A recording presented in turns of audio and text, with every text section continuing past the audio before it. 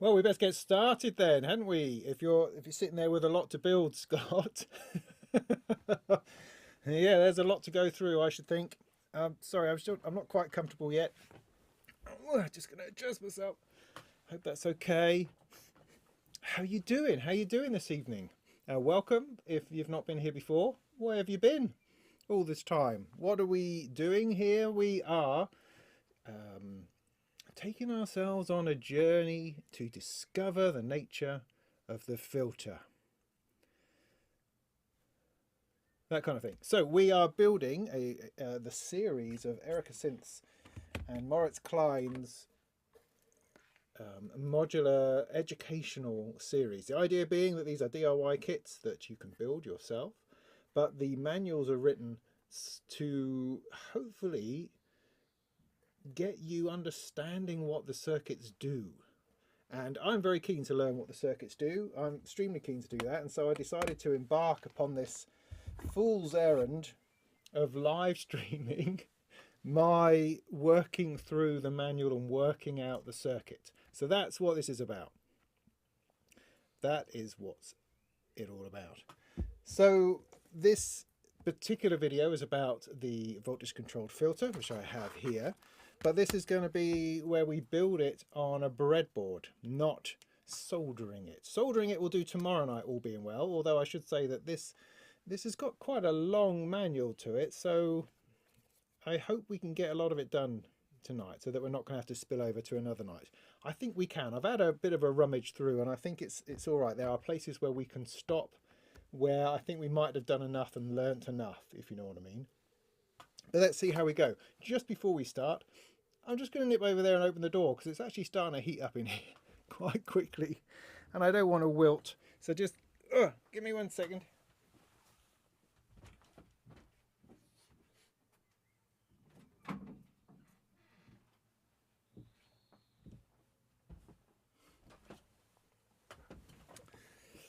That's a bit better. Now, if you're wondering what happened to my beard, then don't worry.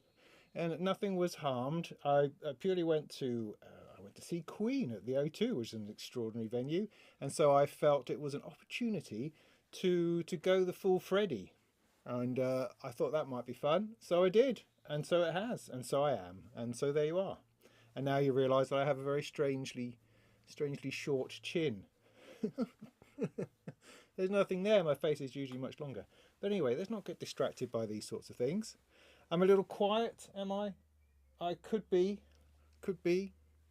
I'll try to bring the microphone in a little bit closer, and I'll try. I mean, once we've got started, I won't be talking to camera quite so much. I'll be talking over here, which is where my mic is, if that makes sense. So hopefully I'll get a bit louder.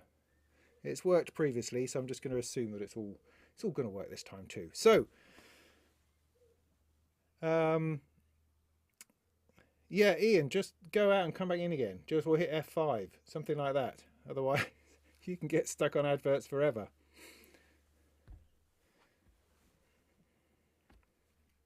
Right, so, the other good news is, look, I got hold of some of these. Because in previous videos, I've been struggling around with my extra super loony long patch wires, which has been of great amusement, I think, to most of the DIY world. So I thought, sod it, I will actually purchase some proper ones and see if that makes it any better. And I get the feeling that it will. So that's quite exciting. It was ages ago I bought that, because it's been about 6 weeks since we did the last one, because I wasn't able to do this quite as quickly as I hoped I would. But here we are now. And this, I think, is perhaps one of the most important aspects of all synthesis, the filter. This is what you rely on all the time. This is the thing that you play with the most, I would suggest. And so it's quite exciting to get into this, to learn a bit about it. It seems, on the surface, relatively simple. But we will see. So the plan for this evening is we will go through the manual. The manual is downloadable from the Erica Synths website. If you go to the shop section under the VCF, you should find it. And that's essentially what I'm going to go through. I'm going to go through it, kind of read it, summarize it as I go, and then attempt to do the things that it says we should do. All right? That is the plan. So I'm not going to need that. So let's just have a quick look in the box. I mean, this is going to be more relevant tomorrow, really, when we actually solder the thing together. But at the moment, I've got 2 bags of stuff, a bit of hardware, and the rest is components. That's nice and simple. Let's get this out of the way so we know what we're doing.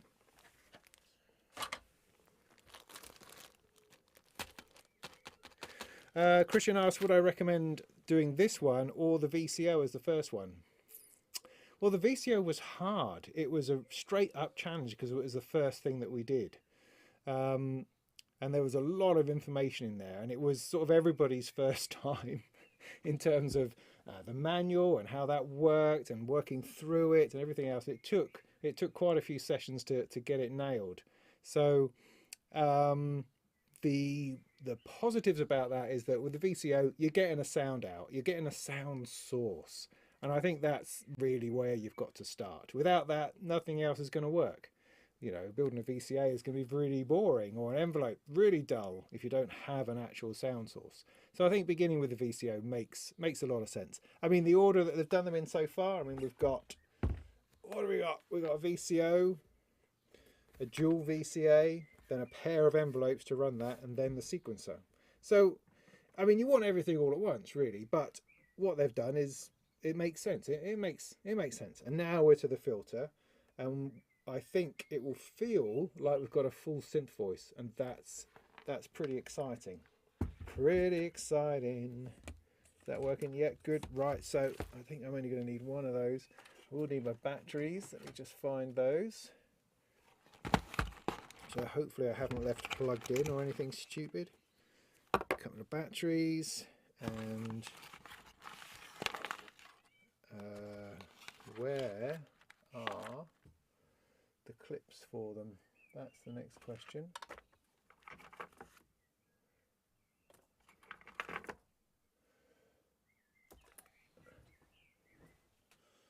Let's hope they're in here. Oh yeah. All these patch wires are going to end up in my feet, I should imagine, later on. That'll be fun.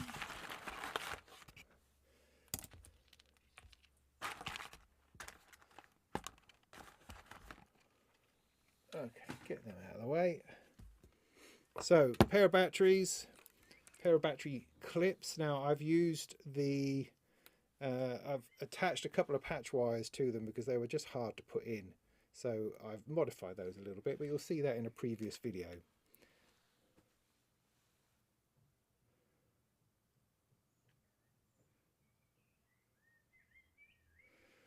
Ian, you've collected the M2 synth.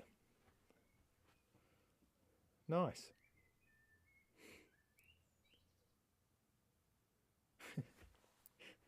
You can play all you like, mate. That's fine. Right, okay, so batteries, put that on one side. Come on, focus. Right, so what do we need to do? Let's have a look at the manual, see where we get to. So we need to go for this page here, I think. It just feels like ages since I've done this. I'm kind of a bit all over the place.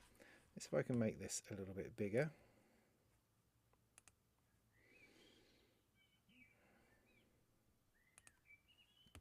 Oh, just a tiny bit. So here we are. So this is the voltage controlled filter. And this is the schematic. Hooray! So what we've got here is a diode ladder filter, voltage control filter. It sticks to super basic and widely available components. On top of that, it made sure that the architecture is as approachable as possible by avoiding the tricky diff pair setup classic ladder filters rely on. I mean, I don't know about you, but I'm always trying to snake myself around that kind of tricky diff pair thing. I have no idea what that means. I don't think it's important. All we need to know is that this is a diode based filter, essentially what the build will be, and it's relatively simple but effective. That's kind of what we need to grasp, I think, at this step. So the schematic is here, it looks simple, you know. You've got some op amps, you've got this whole bunch of diodes with capacitors coming off it. See, I can read the schematics these days. I'm really starting to get there. You know, a bunch of resistors and things, another op amp stuff. So I'm assuming that one part of this is the filter part, the other part is the resonance circuit. That's kind of how these things will go together, I think. But we shall see.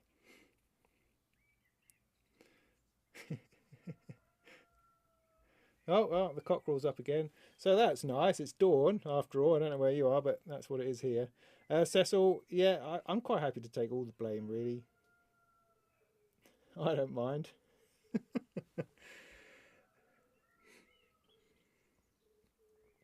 Good. So, before we start the bill of materials, I'm not going to worry about this too much, actually. I just thought, rather than spending time counting all the bits, I could do that tomorrow when we do the soldering. But just to say that the bill of materials is incredibly useful. It shows you what all your bits are, gives you a good little, I mean, it's a hand-drawn picture, but that's good enough just to give you an idea of what it is you're looking at and what it should be. And we're going to refer back to this as we start to put things on our breadboard. Lots of diodes. There's the Schottky ones and signal ones, apparently. That's interesting. There's a couple of pots in here. Yeah. There's a trimmer pot. Some jack sockets, a couple of chips. Other chips are all op amps. That's all we're really using today. The TL074s. So then we get to a bit about powering the breadboard. Let's put those to one side for a minute. They're going to become important. I think there's a lot of kind of grasping of concepts to get through first. So what we do here is we power our breadboard. I'm trying to remember now, it's been a little while, using a pair of 9-volt batteries. Now, normally speaking, you would use 12 volts within a modular system, but this works well enough. And all we're trying to do on the breadboard is understand the nature of how the components come together to do the function that we're trying to build. That's it, really. So for that, we use a pair of 9-volt batteries, and your breadboard may be the same as the manual, or it may be completely backwards, as mine tends to be. But don't worry. One thing I've learned is that worry within electronics is not something you need to do. You just stick it together. It'll work. That's the main vibe of all circuit building, I find. And unless you're dealing with kind of mains voltage, you're not going to kill yourself. But, you know, that's not a guarantee. So, let's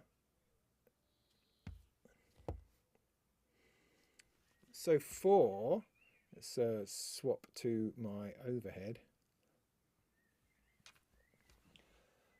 So here, so batteries and that, what you've got is, how did I do this before?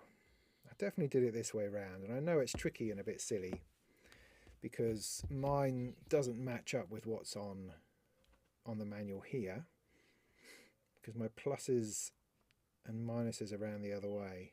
And what's more important? Don't know. I'm never quite sure. Never quite sure. So the batteries work in that you put the little lid on to start with. Now let me think.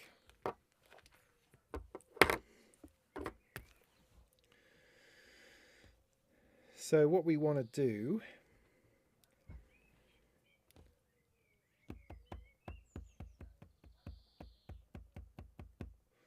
why do I always find this difficult? This part is always difficult. Can I get to the first bit of breadboarding on here? So you've got ground at the top, positive, ground, negative. Okay.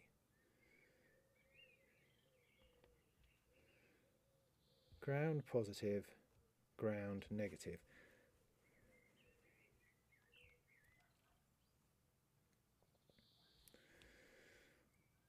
So negative 9 volts. And let's start off with that. So I use one of my 9-volt batteries, take the minus, stick that in the bottom row. Ta-da! Did that. Okay, the positive one on this has to combine with ground, or we call it ground, and that's going to be the middle lane. So in there. Yeah, honestly, Ian, that doesn't help me. As soon as I do that, I lose all track of what it's doing because my brain is going, I always build them like this. And so that's how my mind has to see it, if you know what I mean. Because I'll recognize what it looks like in a minute once it's come together. I can't recognize it that way. And I find the fact that that orientation is different when talking about the batteries, I find that annoying a little bit. You know, have it the same all the way through. It's this consistency is not something I enjoy. Anyway, so the positive on the other battery is going to go on that inside one, which is labeled positive on his diagram, on the manual's diagram, but it's labeled negative on my one. It just is. That's just how things are, because that's the way around I'm doing it, and it's okay. I know, Ian, but I just use a broad brush, you know, to all Ians out there, is what I'm saying. So you're going to have to interpret it the best you can. Or you have to give yourself another name. I mean, I don't mind. I can call you Tindy. How's that? Is that all right? What was I saying? Oh, yeah. So, and then the negative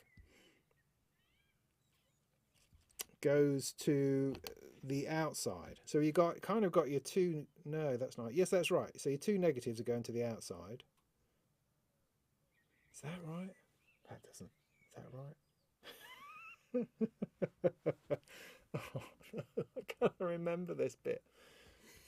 Because at the moment they're not connected to each other. But that's okay, because I'm going to do something about that now. So I'm going to use my magic new patch wires, which are still too long. Damn it. Oh! Well, let's use... That's close. Let's use that. And what I have to do... See, there's far too much time wasted on this, unfortunately. I needed to have looked at this previously. So negative to negative needs to be connected, which is actually connected to negative and positive. So it goes to that far end one, comes to this end one. So that far end one, that negative, comes down to that positive. Like so.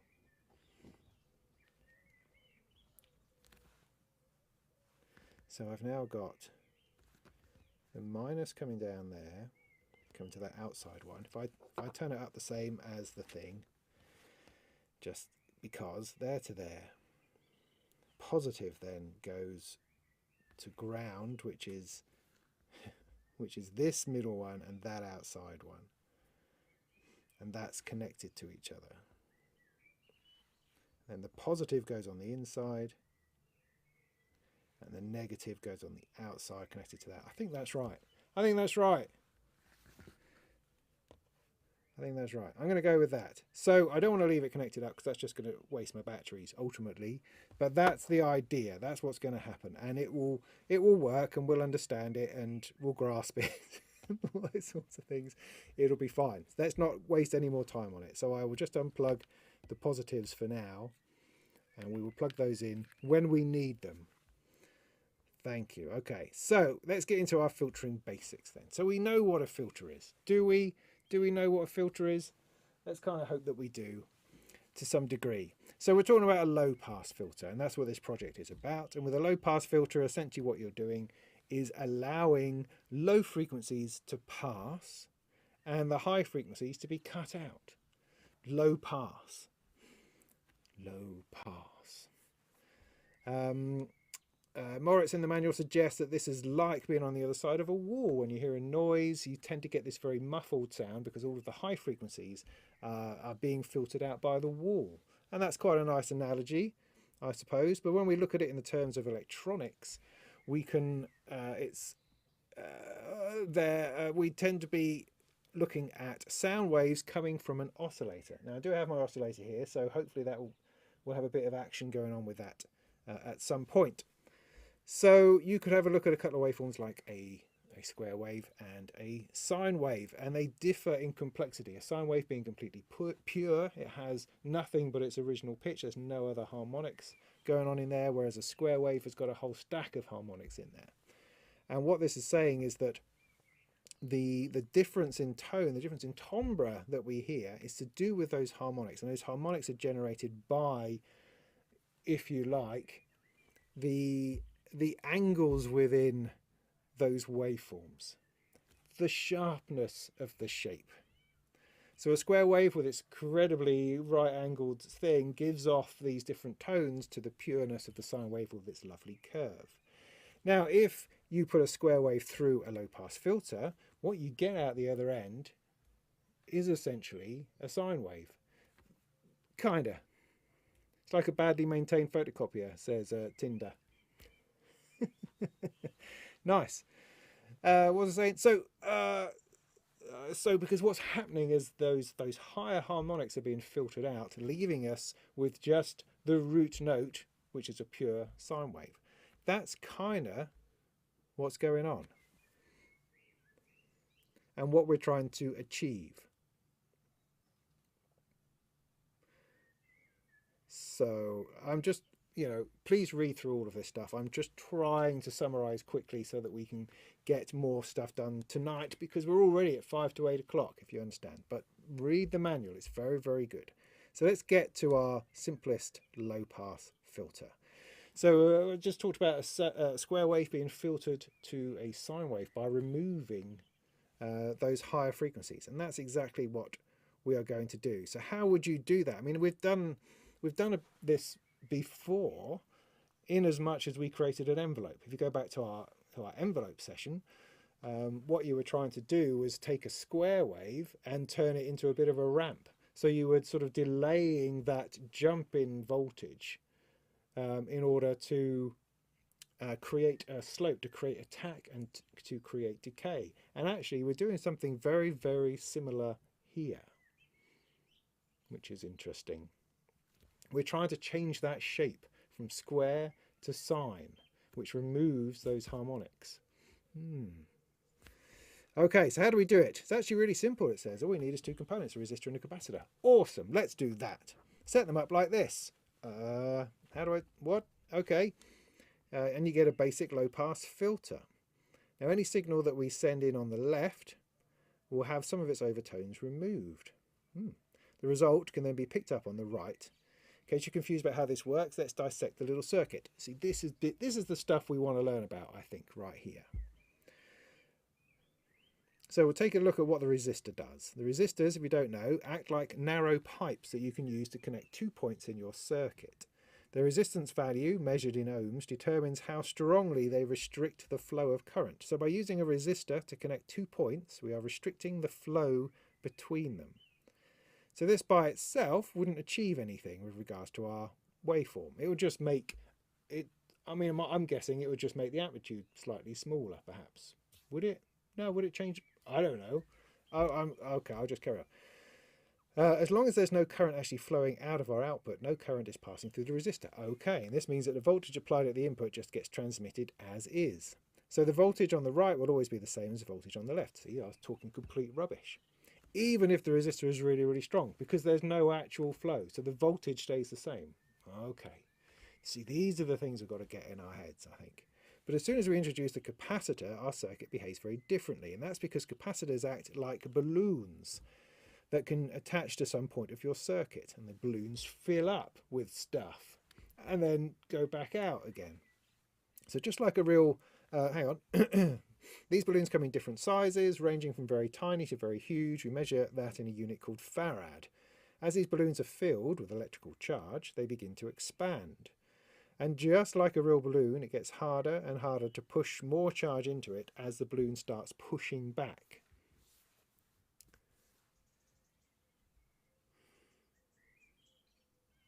Yeah. Once the force we apply matches the balloon's responding force, no current flows, and the balloon is full. Cool.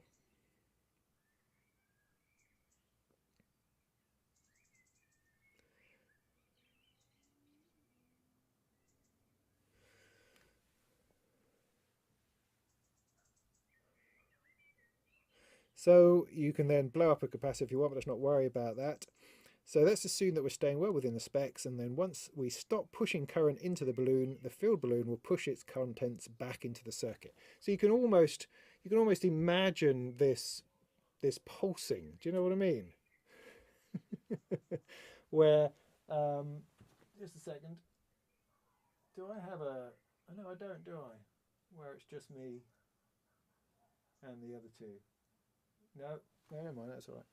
Anyway, so you can see me in the little square, can't you? So it's like this pumping, rather than something going straight through in an on-off kind of way. It's sort of filling up this balloon and then pumping itself back out again. So you get this acceleration and deceleration almost, is the way I'm seeing it in my head. And that very much follows that sine wave movement, rather than something which is on and off like a square wave. You're getting this filling, expanding, and then pushing back out again. This breath, if you like. It's quite interesting. Quite interesting. So going back to our filter circuit, let's try to apply what we've learned. We'll keep track of the voltage levels at the input and output with these two graphs. The input voltage on the left, output voltage on the right. Got it? Yeah, good, good. Now we know that the resistor acts like a flow restricting narrow pipe, while the capacitor acts like a charge storing balloon. Let's say that the voltage input suddenly jumps from 0 to 5. And that unlike before, that voltage will now cause a flow because the capacitor can accept the charge. That's why there's a flow, because the capacitor can fill up, whereas before there wasn't anything going on. So introducing the capacitor, because it's flowing to ground, will pull stuff into itself. I think that's right. I think that's right. This means that the input voltage is no longer instantly transmitted to the output because filling the capacitor takes up some time. And that gives us our slight curve at the front. Once it's full, we'll read 5 volts at the output. And the rate at which it fills up depends on the size of the capacitor and the strength of the resistor. The bigger the capacitor, the longer it takes to fill. The weaker the resistor, the more current can flow and the quicker it's filled up.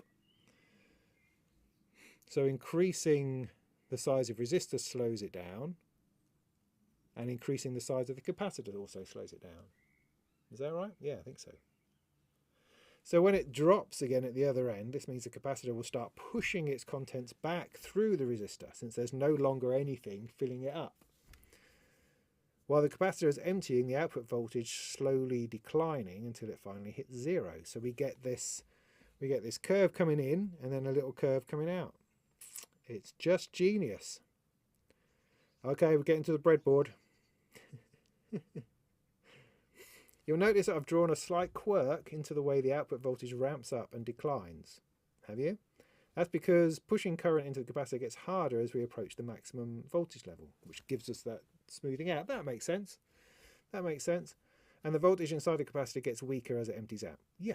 The end result is a waveform that is decidedly less angular than the square wave, even though it's still quite far away from being a pure sine wave. But we can nevertheless expect it to sound a lot less harsh. To try this, we're going to try it. We're going to try it. Get your breadboard, dig out a 1K resistor and a 1 microfarad capacitor from your kit. Right, so this is the fun stuff now. So we're going to get our components out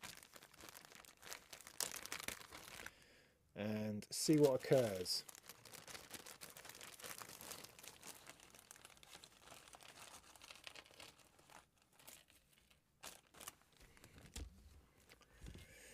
Doopy-doo, doopy-doo. Right, so who's good on the old resistor bandings? So we want to point out which one's the 1K resistor. Now let's just get ourselves in shape. Get rid of things we don't need. Stuff like that. All of those. They can all go over there for the moment.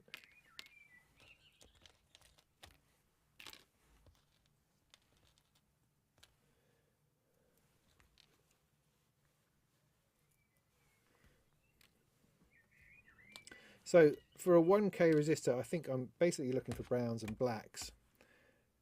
See how I'm starting to learn this stuff now. So we go back to our bill of materials and just have a look at our resistors. So 1K, there should be 3 of them. So find a pack of 3. Could be that, although it's got a big yellow in it. Is that right? Any other packs of 3? Well, they could be, that could be a 3 with that, because that looks like a 1K. I've got 100Ks though, which could be that. Is that and that? They're brown and blacks. They look the same to me. So that's probably the 5. These 3 here could be the 3 I'm looking for. Are those the same as that? No, no. No, it's got a blue on it. See, for a moment there, I thought I was being really clever, but of course I'm not. So I'm going to have to measure them in order to find a 1K resistor. That's okay. Where's me what's it? Here's me what's it.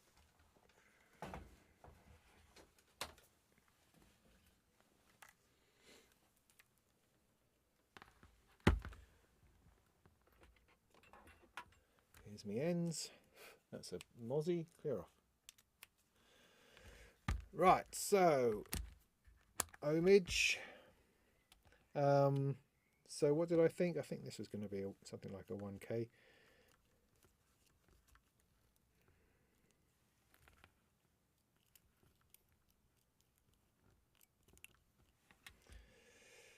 Yeah, perfectly. Look, that's 30, 27.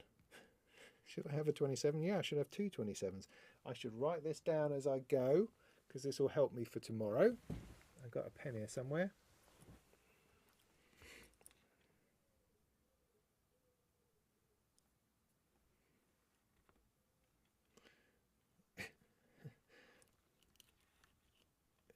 Brown, black, red. Yeah. I might need me spectacles. What was this one? This was a 27. I've already knocked the leg off. But there's only one of them. Wasn't there? Yeah. So this... Yeah, it's got a purple on it. So this is 27. Okay. Oh, that's not going to be any help at all. What did somebody say? Brown, black, red. Brown...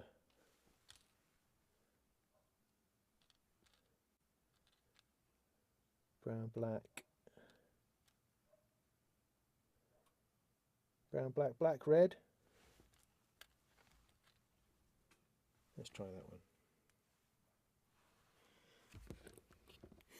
Bloody resistors. They should have it written on by now, I think. Save us all a load of trouble.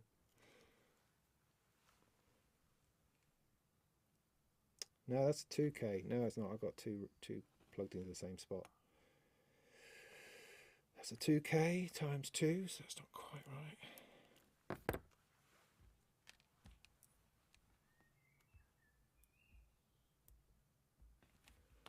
That's 2K.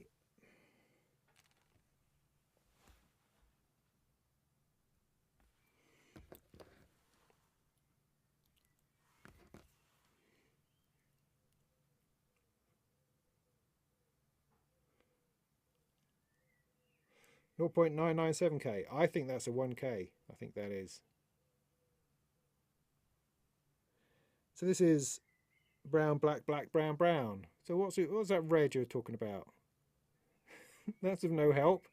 So this is the 1K. Brown, black, black, brown, brown. We'll go with that. We will be measuring more later, I suspect. That's 1K. Cool. Right, let's take one of these then. And what was the other thing? A 1 microfarad. Film. 1 microfarad. That's the square ones, yeah? There should be 2 of them. These fellas.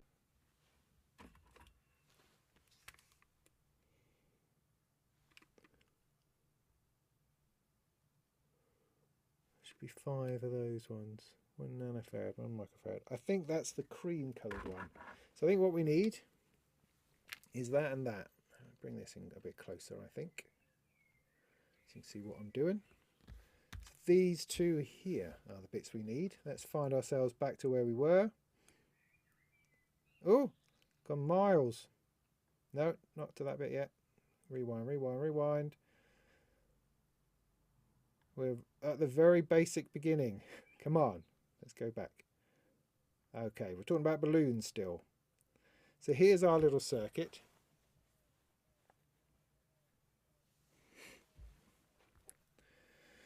And what we want to do is replicate that on here. Now this is why, because I say my board is sort of labelled slightly differently to what's in here. But the reason that I follow that rather than turn it upside down so it's labelled better is because of the numbers going along here, which actually do match up with the numbers that are on the board on the screen. So that's the reasoning behind my madness, is that so I can follow that better regardless of what my positive and negative here and here say. Provided that it's all doing the same thing, it should just flipping work. Right. So 1K. So we're going to put this in. I can't even see where the number is now, but that seems to be around 30 on this last row, and is going to go 2 legs.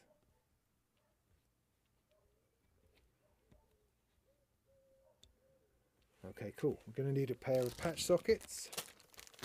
Patch sockets don't stay in very well, I find, but it works well enough.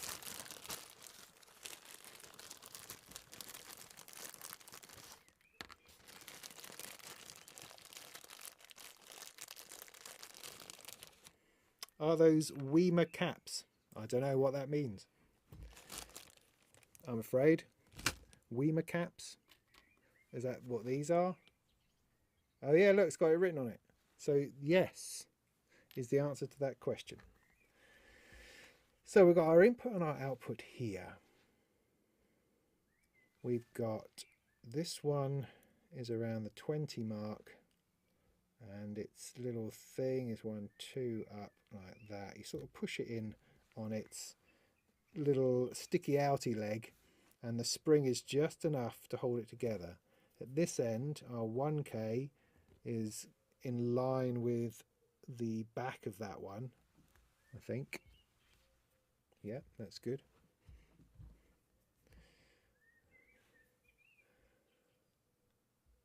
And our 1 microfarad also goes from leg 1 to wherever it can.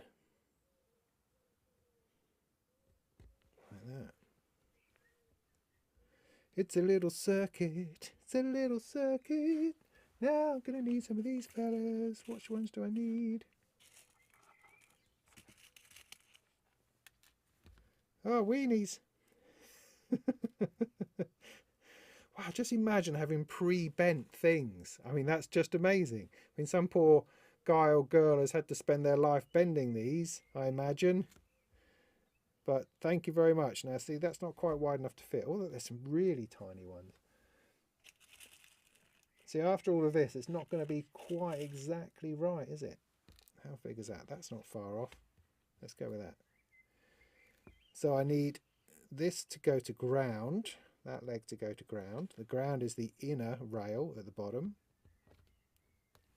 Oh, that's just nice. Look, it's not in the way or anything. This is miraculous. Similarly, the other end of the capacitor needs to go to ground, if you remember our circuit. So that leg. Cool, they're bloody fiddly though. Right, hang on. So yeah, they're not, well, nothing is ever the solution people claim it to be, I find. So I'm going to put it in with me. Is this going to make things easier? I don't know, maybe. So that needs to go into ground also, and off the leg of that capacitor. That's good. And I'm going to have another one do the same thing.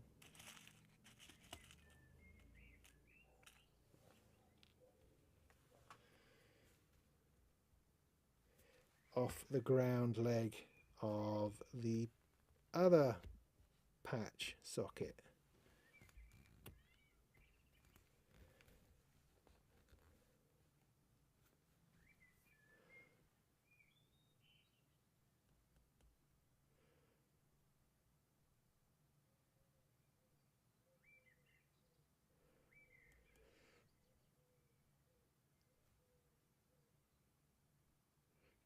I don't know what slightly quizzical comments today. That's all right. We're just building a thing, man. That's all that's going on. It's nothing weird. Honestly,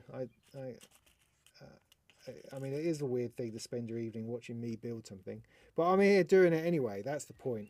So this one here is going to go from the resistor leg to the back end of this input patch socket. So that goes in like that. See, none of these fit exactly. So I'm just hoping they're going in all right. So that should work. That should be it. That should be it, yeah? So we've got this connection. So we've got our input, so ground, input, connection to resistor. Resistor goes to output. That's our simplest circuit. Then we're introducing a capacitor also at that leg of the resistor, which is going to ground, and that is going to fill up and is going to pull the current through, which then changes the way the voltage is at the other end. That's my understanding. So we're going to work this out now.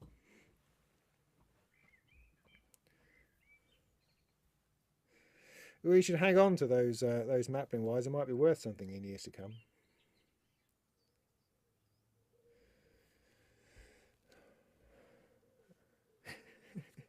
Is that the Yob opportunity scheme, as my dad, the policeman, used to call it, Ken? Anyway, so good, right. So if you now connect a square wave signal to the circuit's input, you should be able to pick up a much more mellow version at the output. Right, well, there's something we need to do in that case. Oh, gee whiz, I don't have myself wired for sound. So let me just give us a minute, talk to yourselves, and I'll get myself plugged in. How am I gonna? Is that gonna work? Do I have a line set up over here? I do, so it might just work. I've just got to. At worst, you'll hear it through the speakers. I've just got a load of stuff in the way as I was pulling my rack apart.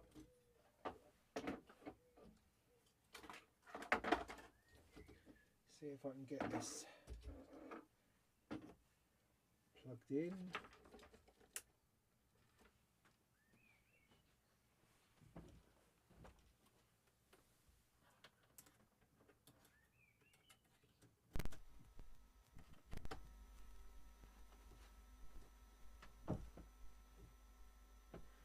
That's into there, that's into there. If I could take the output of something.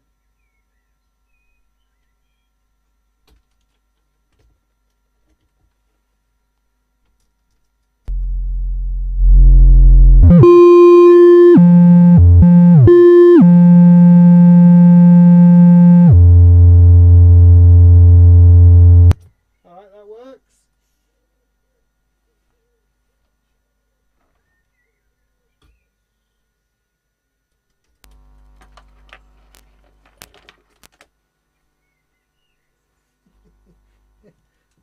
I thought I was all set up. I really did. Really convinced myself I was all ready to go.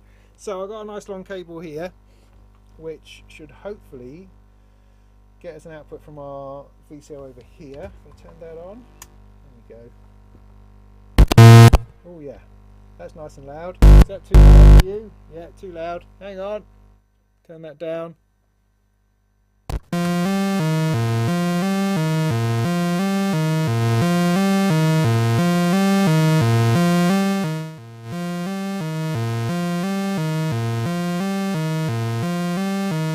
Right, don't need that bit going on. Oh, don't drop cables in there. Right, so the plan is, can we hear the difference between going direct in from the pulse?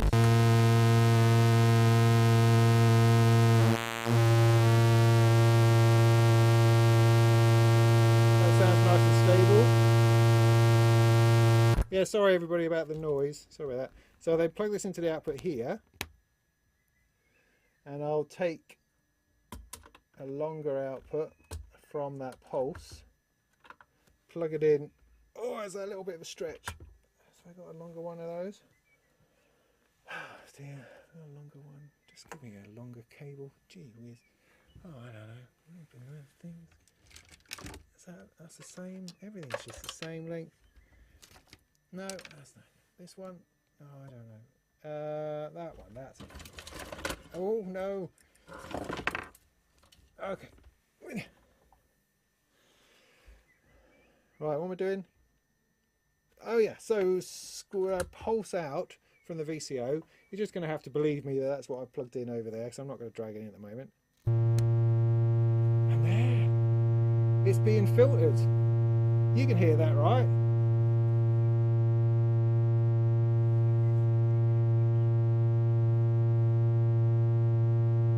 So I'll take. Oh, you know what? I haven't even powered. I haven't even powered the board, but that's okay because this is a passive filter.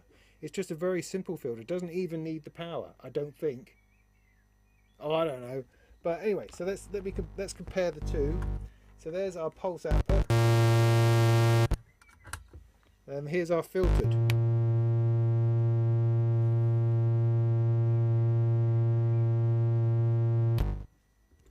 There you go. Mellow, somebody says. Yeah, definitely. Yep, great. Awesome. Well, that's that done then. I'll see you tomorrow night for the soldering. Or shall we just have a look at a little bit further? I think we will. Good. So what about if we want to change the amount of filtering? Okay. Quite simple. The longer it takes for our capacitor to charge and discharge, the more overtones will be removed. So in synth terms, we're talking about the filter cutoff. Hi Max, good of you to join us. So the cutoff is the frequency at which the filter begins filtering. So for our low pass filter, this means we have two options if we want to move the cutoff point. We can change the value of either the capacitor or the resistor. Those are our two options. I don't have more capacitors, particularly, not I know that they're the same type or anything, so it's probably best to change the value of the resistor.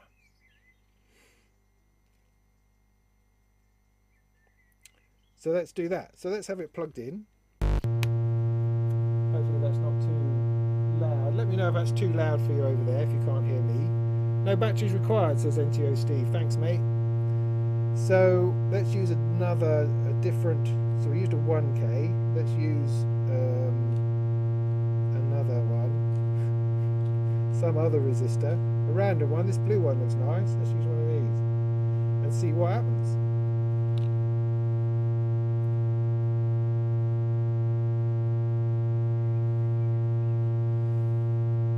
So let's stand up. I can't see what I'm doing. So that's going to go in there.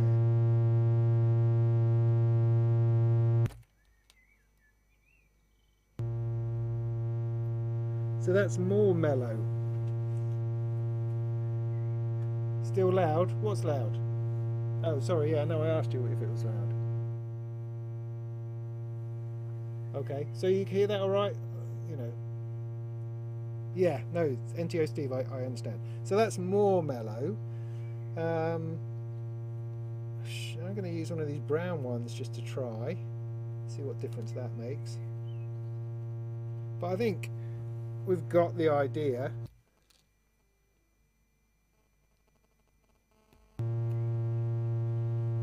Can't hear the difference quite so much. Let's put the 1K back in for now.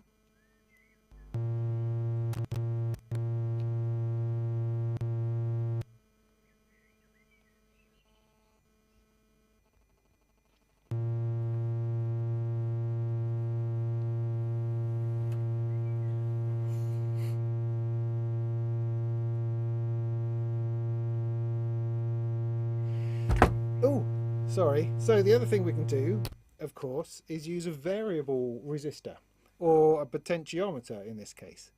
Now it says here that you can even replace the resistor with a potentiometer set up as a variable resistor to change the cutoff. I mean, does anybody know how I actually do that? Because I think that would be interesting. So I've got a couple of pots here. Have a look, see what I've got. 1, 2, 3, 4. I mean, I've got a big one by itself. I'm assuming that that's not going to be the one I'm going to want. These ones are not labelled.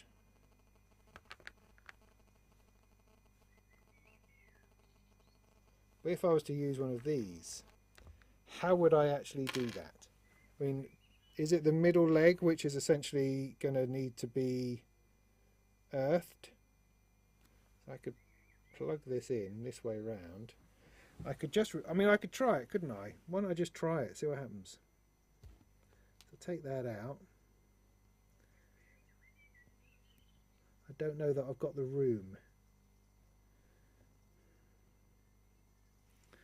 But, you know, if I stick this over here, I could just take a couple of wires, bridge the gap, or is this just making everything too difficult? Do that.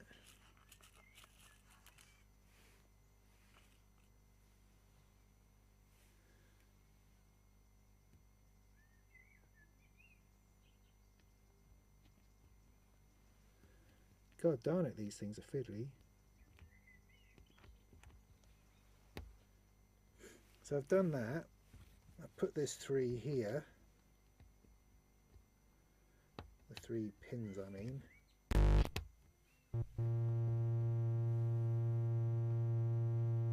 See, there's no way that was just going to work for me, was there? Use the middle and 1 outside leg. Oh, okay. Okay. So, in which case I need to just adjust one of these.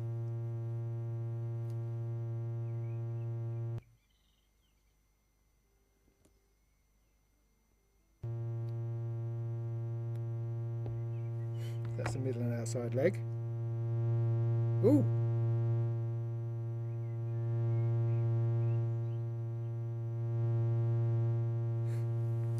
Turn it up a little bit. So, I mean, it's not dramatic, but using this particular pot, wiring it to, I think you can see that on the screen, wiring that to the middle leg and the outside leg where the resistor was. So I've just jumped over into the top half of the board here just to give me some room, and wired that where the resistor legs were. I've now moved those over here, and as I change the resistor, I've now got a recognizable filtering kind of thing happening. Great. Awesome. Great. So yeah, that's really good. I'm very pleased with that so far. Let's see what happens next.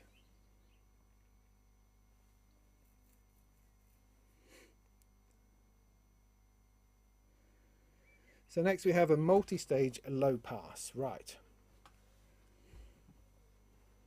So we may have noticed that it does a bad job of eliminating the high end effectively. Oh no, I thought it was quite good. You could probably hear a lot of unwanted frequencies bleed through. I don't know. I wasn't really listening to it that carefully, to be honest. You were listening to it much closer than I was, funnily enough, so you can tell me about that. This is because it is a simple first order filter, which means there's just one single filtering stage. Oh, okay. An ideal filter would be able to completely eliminate all frequencies beyond its set cutoff point. So, you know, an ideal filter is essentially a brick wall. Let's go back to the manual on the screen.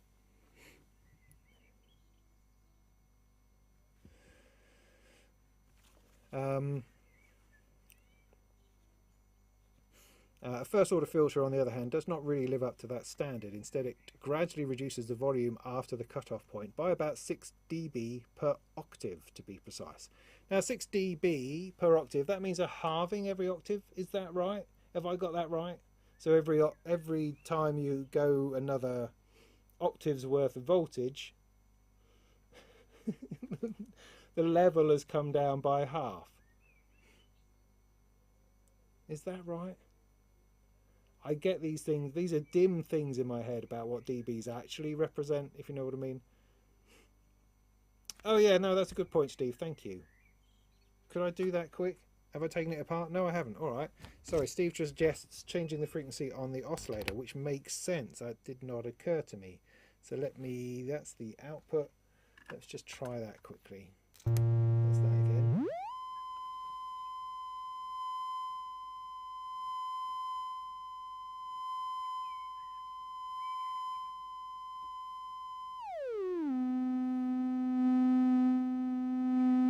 It is much more of a dulling, isn't it? Let me take that reverb off.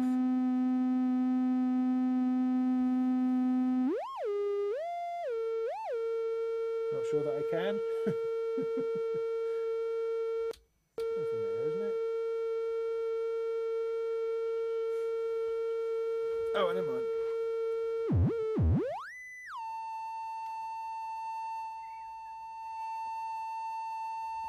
So yeah, as we were.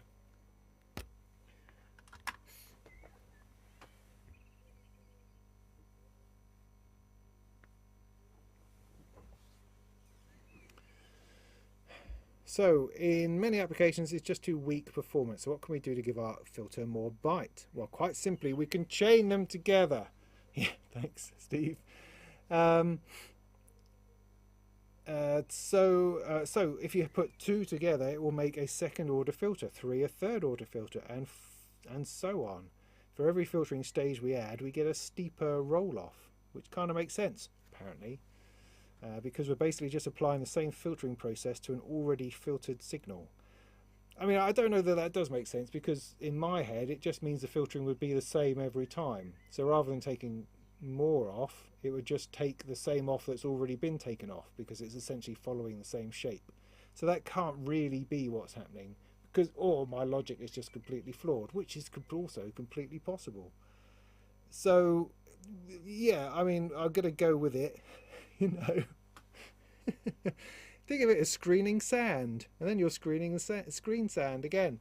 Yeah, but like I say, if they're all the same, then you're going to be letting. So if you've put sand, right, or gravel into a tray that lets certain size gravel through, you do that, and then you put it into the one that's the same. Nothing more is going to come through.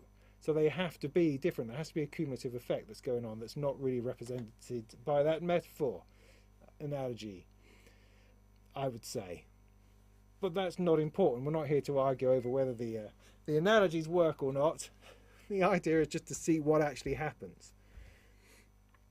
So it says there's a catch. If you try this out on the breadboard, for a second order filter to work properly, the resistors and capacitors using both stages need to be of the same, so that both stages operate with the same cutoff frequency. That makes sense, yes. Now if we used regular resistors, it isn't a problem, but in case you want to adjust the cutoff frequency on the fly, you'll be running into a bit of an issue. Sure, you're going to have to adjust two knobs at the same time. You could, of course, use two same value potentiometers, try to adjust them in lockstep, but that's impractical, yes. So I suggest you stick with regular resistors for this one. Fair enough. If you now check the output signal on an oscilloscope, you'd see that unlike before, the result is much closer to a sine wave. So the high end is nearly inaudible. Again, I'm not listening very closely to this, so that I'm just going to have to take your word for it. It's not removing, it's attenuating. Okay, thanks.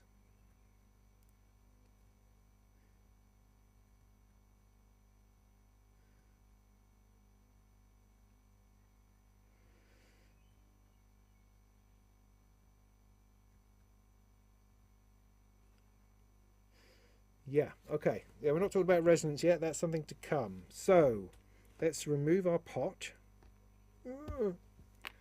So the idea is now we're going to build two of these 1K 1 nanofarad filters together, and that's going to have a greater effect, even though the sand is the same size.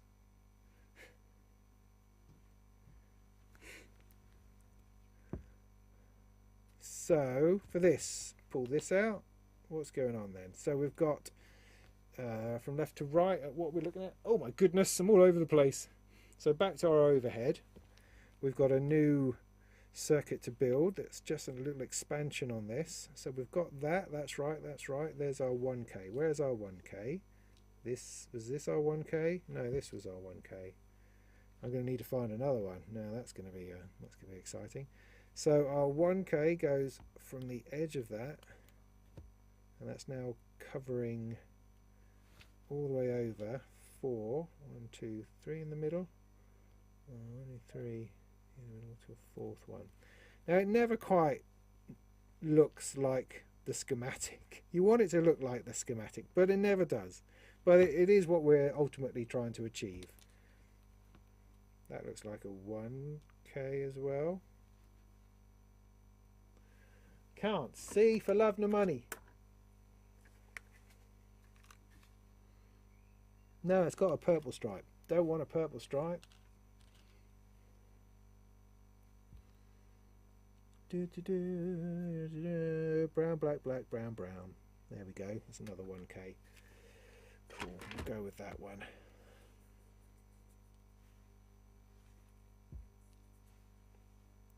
So the second 1K wants a really short one. It's just going from the end of this 1K to there. Go in, you bugger.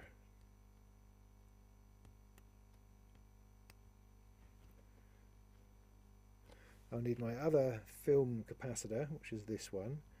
That goes from that same leg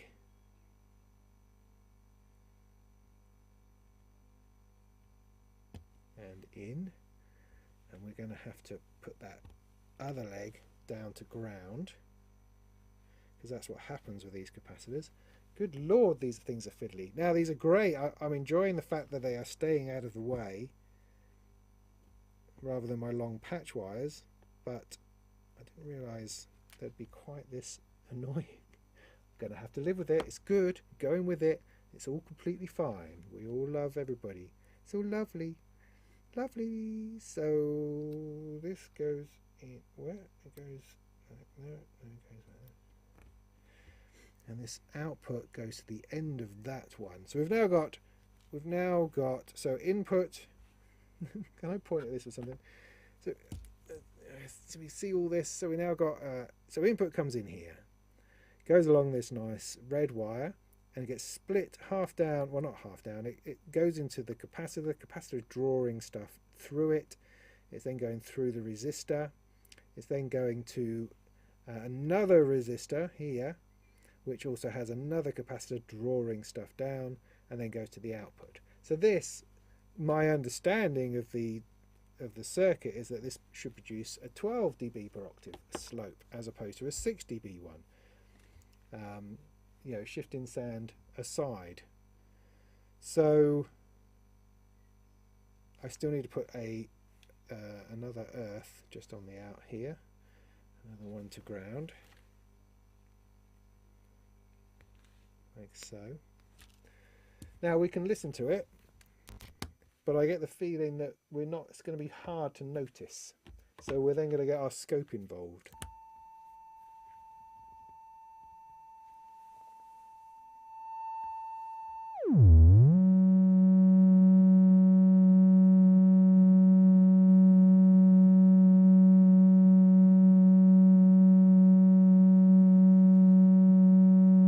So that's our filtered pulse sign. Sorry about that, everybody.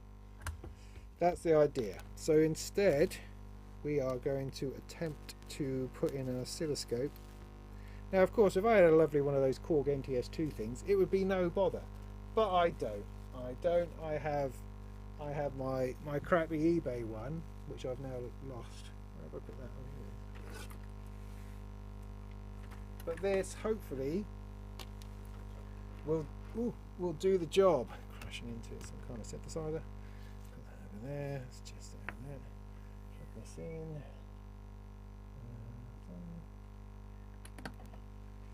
Ta-da! Right, so use a smaller cable.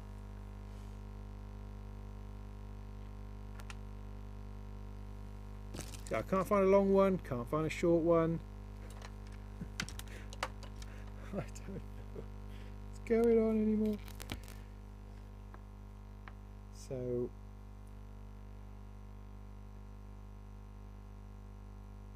go in there. I want you to be in your nice little holder bit.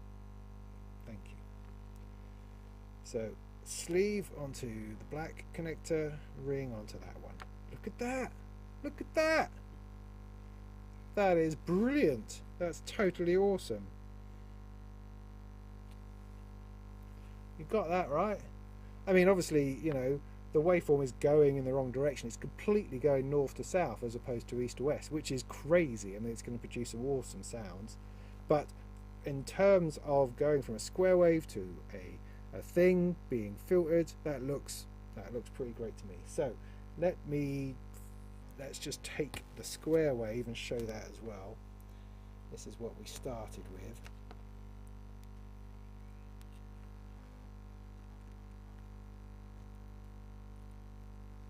So there's our square wave. That's huge. How do I change that? Ooh.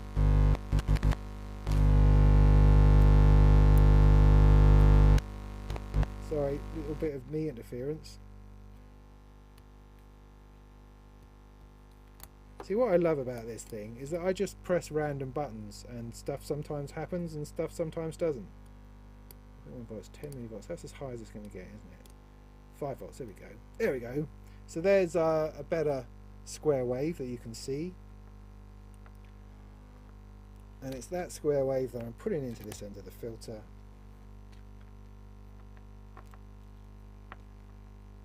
That's coming out the other end as a load of squiggle. As come on, put it together. That's now in the wrong place. There, coming through as a sine wave. Got it? Great. I mean, it's interesting going through this so far is that because it's a filter, we understand filters more than anything else, I think, in a synthesizer, because we use it all the time. We understand the sound. When we talk about understanding and identifying the character of all sorts of filters and from different synthesizers and different makes and all that sort of thing. So if there's nothing else, the filter is a thing that we understand. And so it's all making sense, and I can see what's going on. My brain is going, I understand and can relate to this. And that makes the whole thing very much a happy experience, because everything you know about filtering is being confirmed as you're doing it. So that is brilliant. This is a very happy experience so far. I have no doubt that that may not stay like that the whole time. So,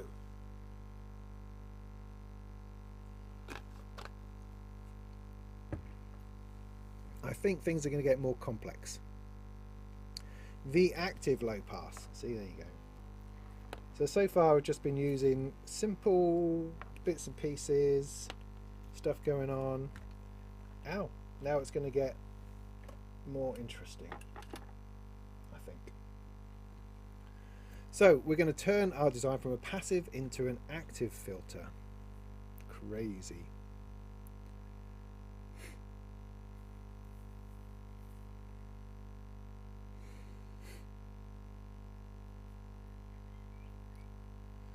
So, all right, there's a bit of lying going on, which is a common thing in electronics, I find. So while it's tempting to think that simply chaining two passive filters gives you a true two-pole response, I understand that pole and number of filters actually isn't necessarily related, although it kind of is. But that's a discussion for another time. I think you can go and look that up yourself. But you know, we're kind of seeing the two filters together being a two-pole, therefore giving us a 12 dB slope, which kind of makes some kind of sense. Then if you have four of them, 4-pole, 24 dB slope. But as I say, I was reading earlier that those two things aren't actually necessarily related, although obviously they are, but not really, but they are kind of thing. It's a bit of a sidetrack I don't want to go down just right now. Anyway, so we have to go back and re-examine how the individual stages work, because it's not quite as simple as we think.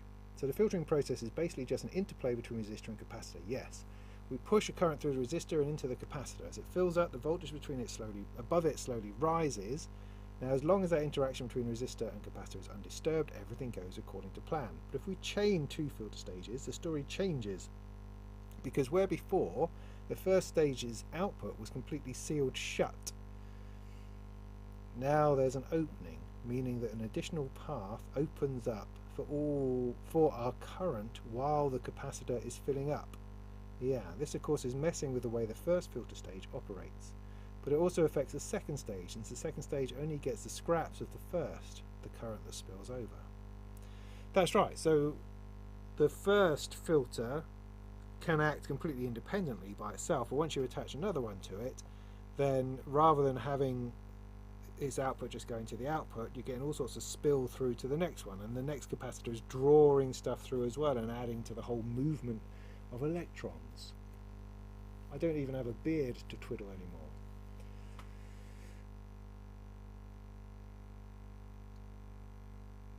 Because of this interdependence, the filter's performance suffers as a result. And instead of a real two-pole response, we get something much less cleanly defined. So how do we fix this? Well, we do it with our old friend the op-amp. Oh yes, the op-amp. So we're going to put in a couple of op-amps. Now an op-amp in this case can be used as a buffer. So rather than the two being connected so that the current flows between them, you kind of have the output at the, I'm trying to remember this from memory, the op-amp takes the voltage that's at its input and reflects that to the output without drawing any current or doing anything crazy to that circuit. So that circuit remains independent. The op-amp reflects or buffers that voltage to the other side of itself, which then can be used in the other circuit. So the two circuits remain independent because of that. Does that make sense? It kind of makes sense to me, and it's good to see it on the screen because that also thrills me, because I kind of think that looks familiar and I kind of know what's going on now. This is through having built all this other stuff up to this point. So if we set up two op-amps like this, we can use them to buffer the voltages at both our filter stages output. Buffering in this context means that we provide a perfect copy of a voltage level without interfering with that voltage level in the process. This way, both stages can be allowed to work in complete isolation. See, that's clever. Without any interdependence or disturbance by outside influences, improving our filter's performance. Finally, we put a 1K resistor, just for shits and giggles, between the second stage's buffer and the output socket to protect the buffer from short circuits. Okay. So to try this out, we'll be using the chip. It contains 4 discrete op-amps. We'll be needing them later on.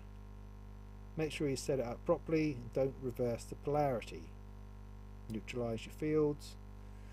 Trap is clean. Blah blah blah. Now the light is green, the trap is clean. There we go. And that's it. You have an active filter. Let's see how it performs. Okay, so we've got a whole new thing to look at. It's a little bit different. So let's see if we can build this fella. See where we get to. See where we get to. Not going to worry about plugging in power yet. Let's get the thing connected. It might just be easier to take things out at this stage.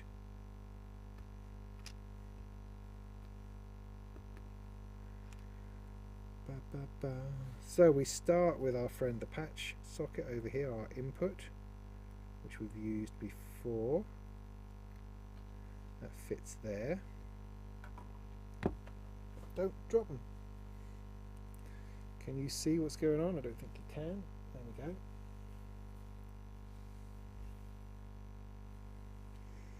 Just pulling out these wires.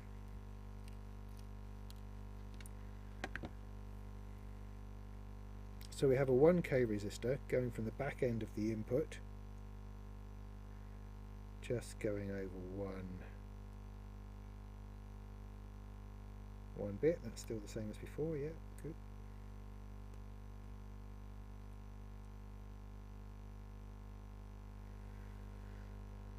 Then we're going to need our friendly op-amp.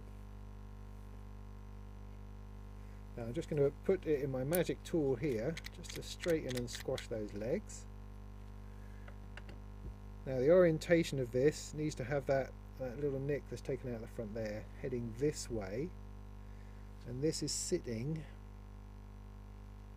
near the 30 line with the last leg coming down to the end of that. It goes over the middle like so. Super. So that's in there. Then we take a line from our 1K to that front leg.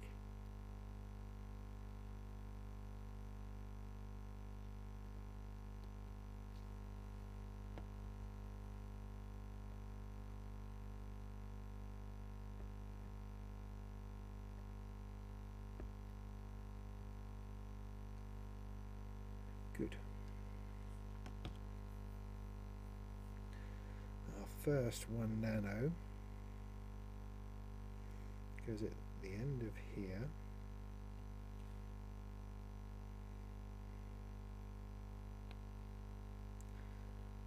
And that uses a ground.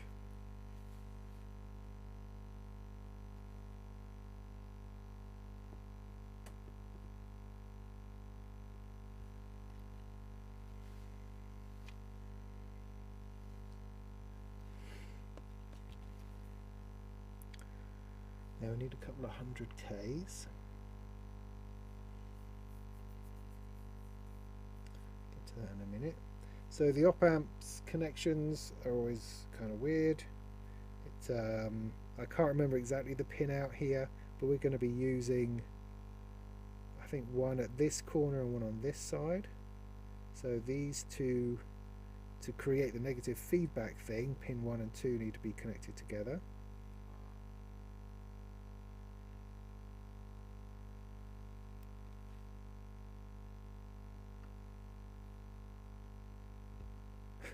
So, I don't know.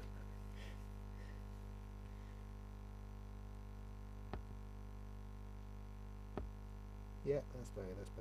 That's better. Then I need something from that leg going to leg 3. So from there, 1, 2, it's not quite wide enough. That'll probably work.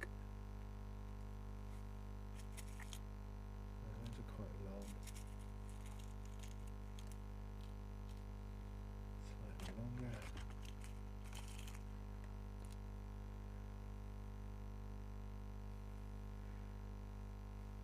So I need to go from here, there, to there.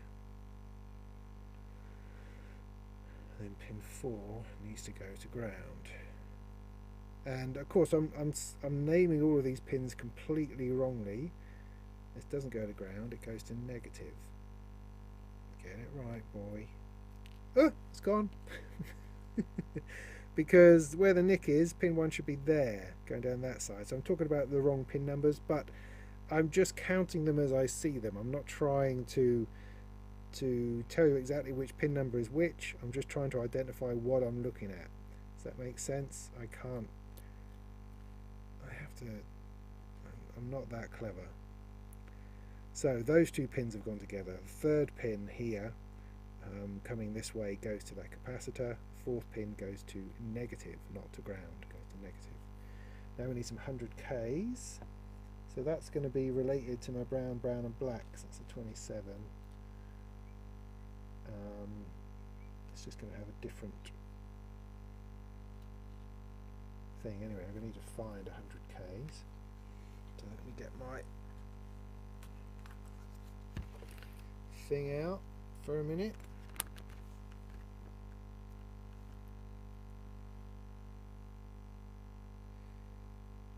That's nothing. That's because I'm on volts. That'll be it.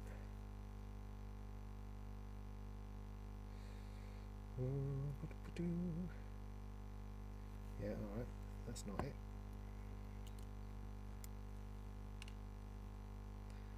Measure that one already.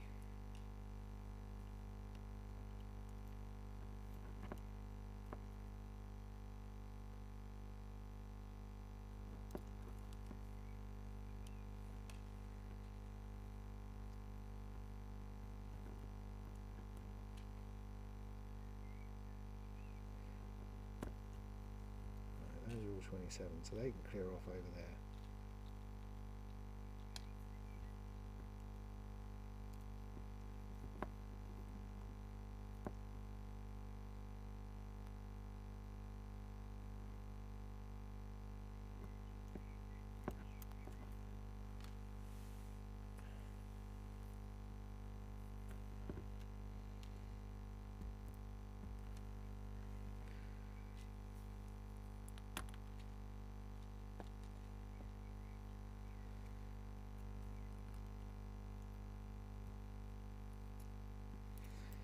Dum-de-dum. Talk amongst yourselves. I'm not even getting close. What haven't I measured yet? I thought I measured those ones already.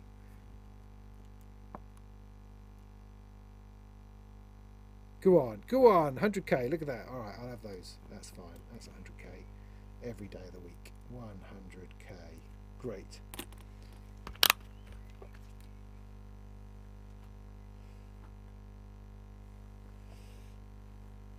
Red wire, right hand end not going anywhere. Oh, you're right, look at that. Should it be going somewhere, do you think? Yeah, that should be going to that first pin. Thank you for pointing that one out.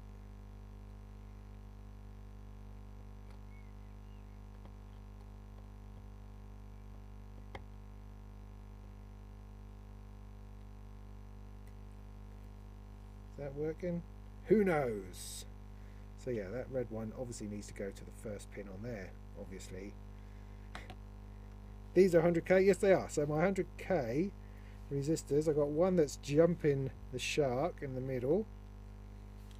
So that's going to be going, it's not connected to anything particularly. Oh, that's going to go down to this leg of this capacitor. So that goes there, and it just pops over the middle. Okay. Cool. So this is what we're talking about. Let's go back to our thing here. So we talked about resistors being put in to prevent shorts.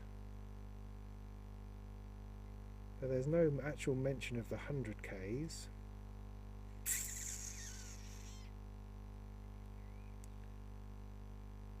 But these two 100Ks like that make it...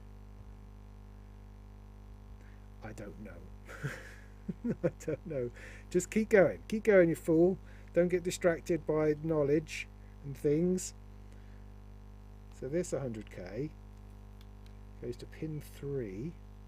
1, 2, 3. 3 from that end. Like I say, not pin 3 necessarily. 3 from that end, and it misses over there. Must connect to the output at some point. That's cool. I need a little weeny one again.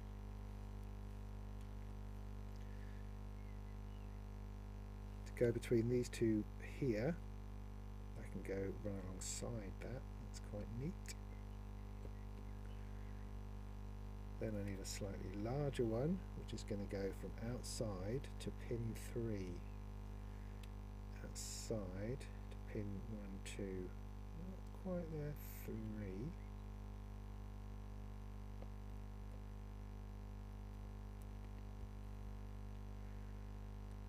Okay. I mean, I've lost kind of all sense of what the circuit is actually doing at this stage. I'm just filling in the gaps. That's okay. It's not the end of the world. A few more of these grey ones, eh? So from the end of this capacitor is then going to ground, which is the outside.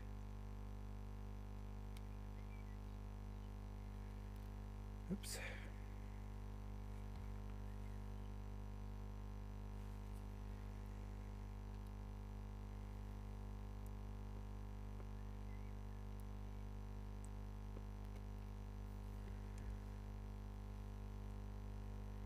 Got another one just jumping.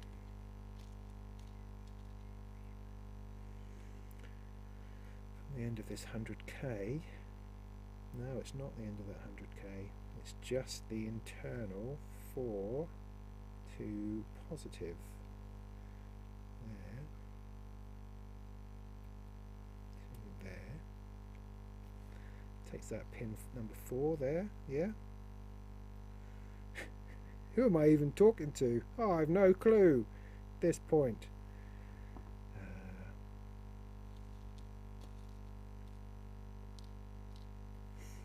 Keep focused.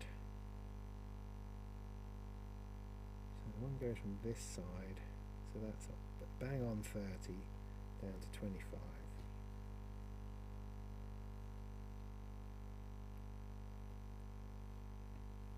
that. I need a longer one.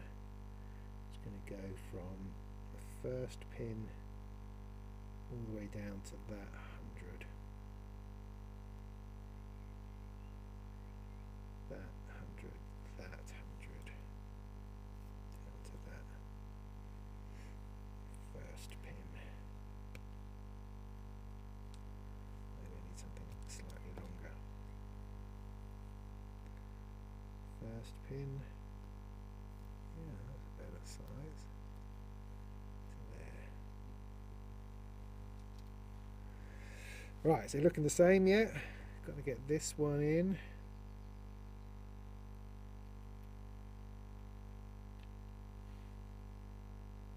That's going to there, yep, and I need it to go to ground.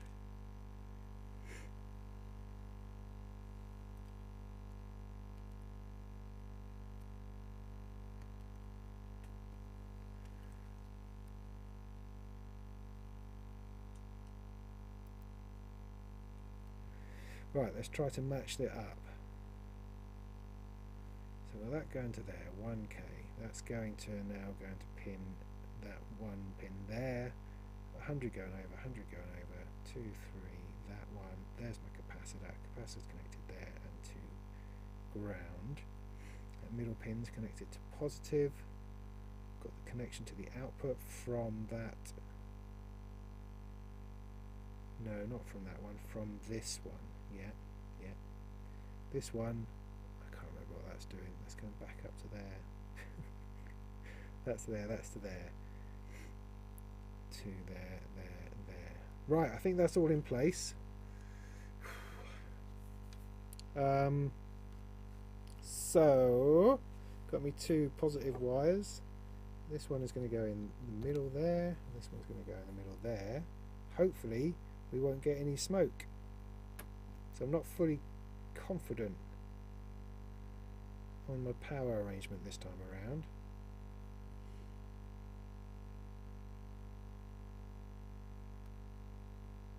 Oh well, no smoke. Let's go with it then. I wonder what's input and wonder what's output. Well, we're going to assume this is input because it was previously.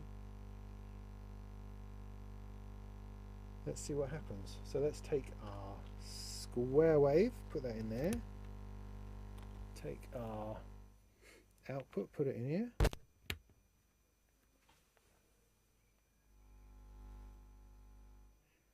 And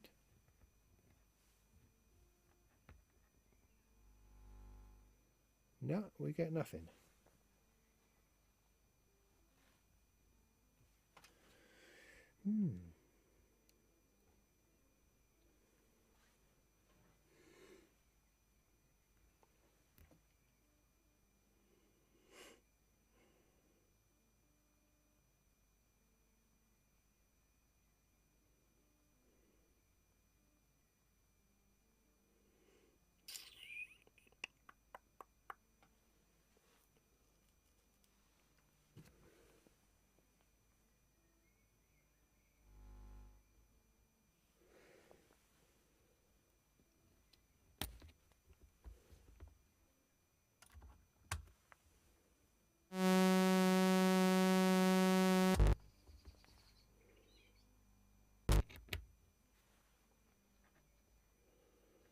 Oh, that's frustrating.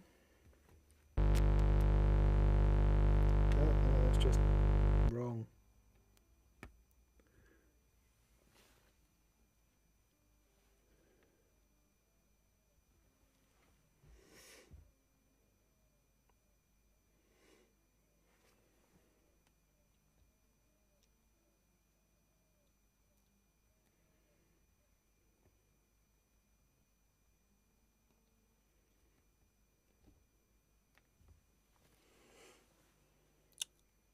All right, nothing.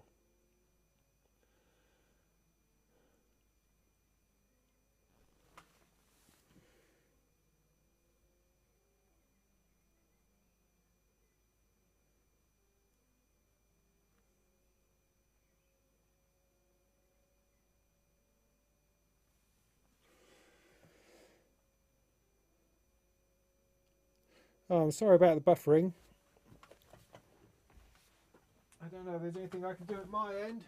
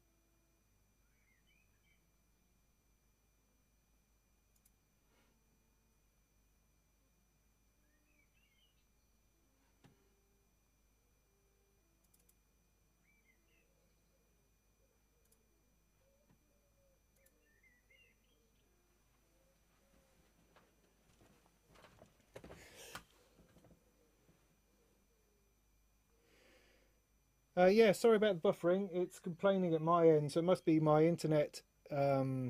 Sadly, for one reason or another, it's not really doing it. I could potentially stop and start again, but then that would probably kill. That would kill everybody's feed. It's only YouTube which hangs on to it, trying to wait for it to start up again. Everything else would not work. Switch input and output, says Moritz. Okay.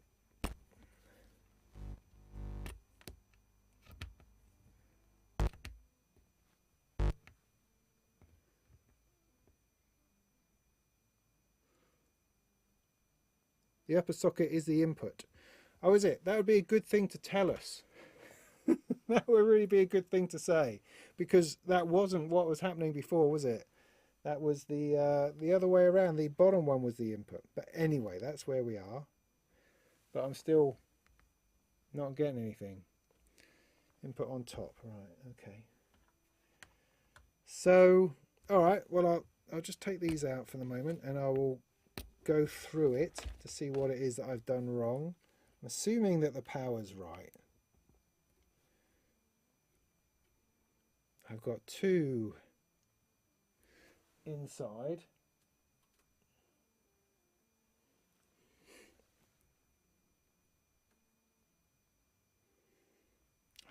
I mean, the positives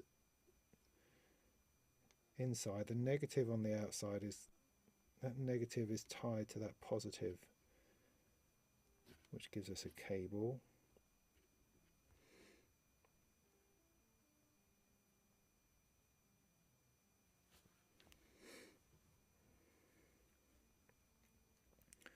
So let me go through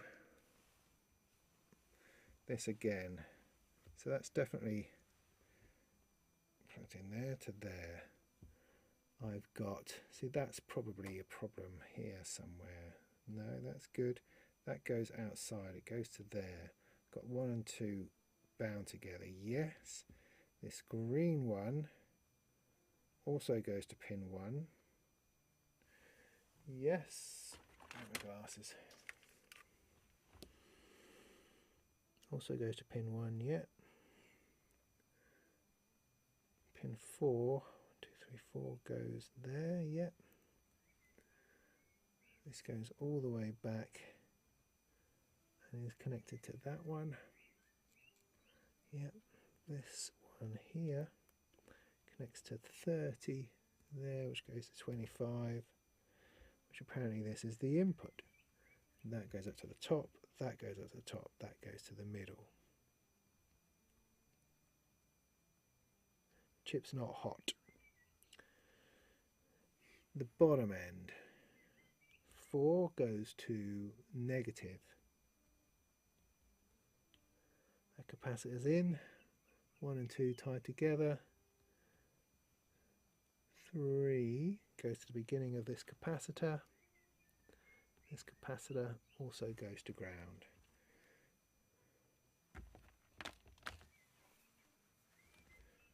Take that out of there in a second because that just looks dodgy. That capacitor goes to ground. There. The red cable goes from pin 1.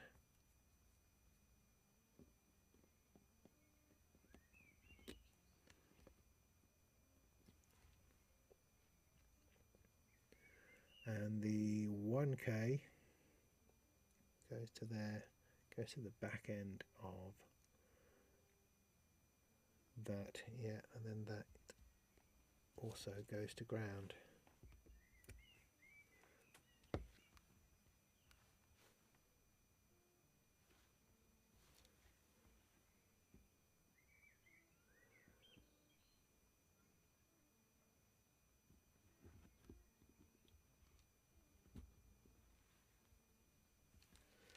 Now what I could do is test my power with my multimeter, but that's, so input they say is a top now. Oops.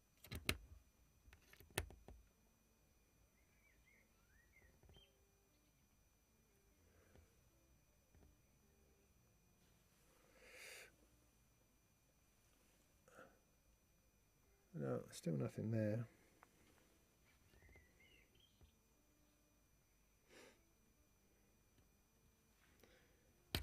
Okay, so let me test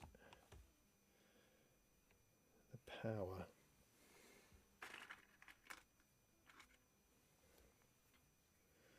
So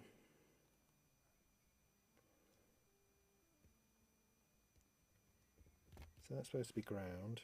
This is supposed to be negative 9 volts, yeah? Let's use a different colour here, dipstick.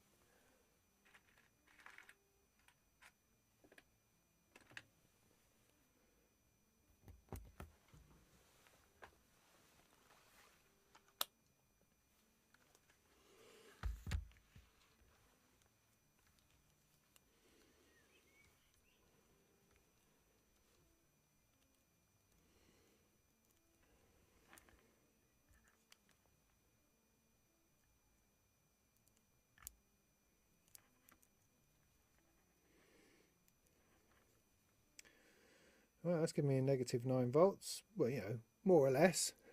More or less. So, if I plug this into positive end, it should be there. That's given us, you know, 8 volts. I mean, the batteries have gone down a little bit since we started, but that shouldn't be a problem, I don't think. So my power is right. Look at that, I measured power. That's pretty awesome. Iona asks what the grey wire is about. I don't know. What's the grey wire about? Which grey wire in particular are we referring to? Any particular favourite grey wire? Well, that's really annoying. I don't quite know what to do. This grey wire? Okay, that's creating the ground connection. So it's got a ground rail at the top, ground rail at the top down here. That's what that's about. The capacitors should be 1 nanofarad. Yes, thank you, Romeo. Well spotted. Let's take this out of here for the minute. So we're also now using different capacitors. Oh. So the resistors have changed without any warning, and now the capacitors have also. So it's no longer these we're running. We must be running the 1 nano ones, which are going to be presumably these red ones. Darn it. Let me go back up to the bit of materials. The 1 nanos are the 5, so that'll be the reds then.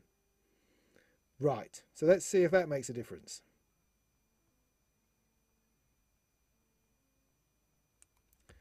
So one must check and double check the actual components that are being used.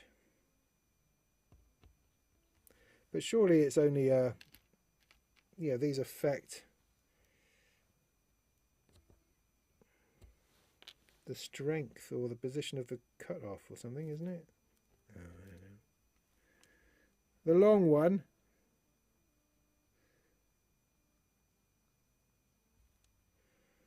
Okay, So that's there, between there and there, between there and there. Okay, plug my power back in.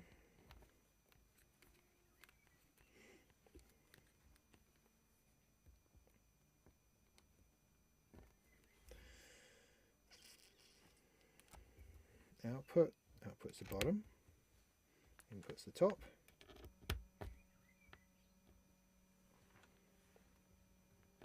Oh, I thought we were onto something there for a minute. Sadly not.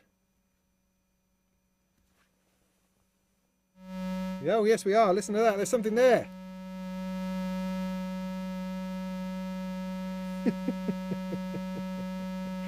We got there. Right, so the tip here then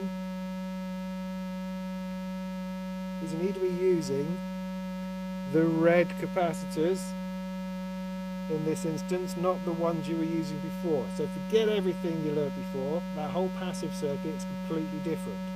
You stick the op-amp in, and that means that everything else has to change for reasons that will unlikely to become clear at the moment. So we've only got one 1K in here now, which is doing something to protect the thing from blowing up.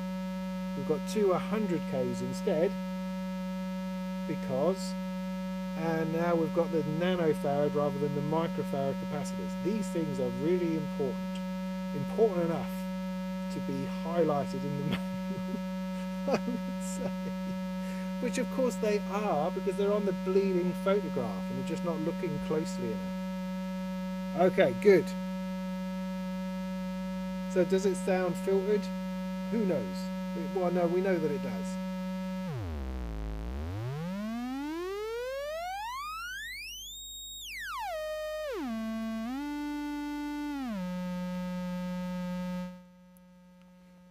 So let me just put the output into bloody thing. See, that's the original.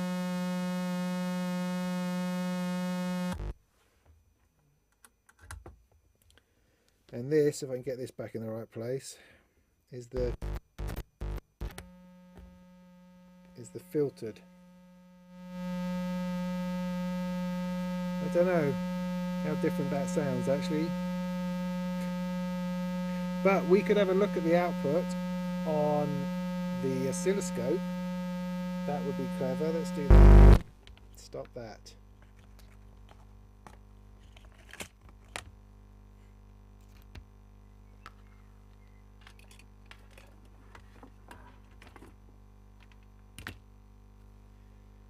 Such challenging stuff.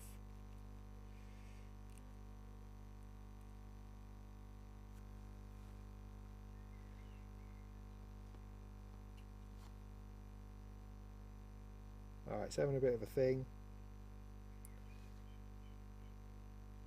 But you can see that it's definitely not as square as it was. I mean it's not as sine wavy as the passive one did. Something I can do to make that not do that. Come on, find yourself.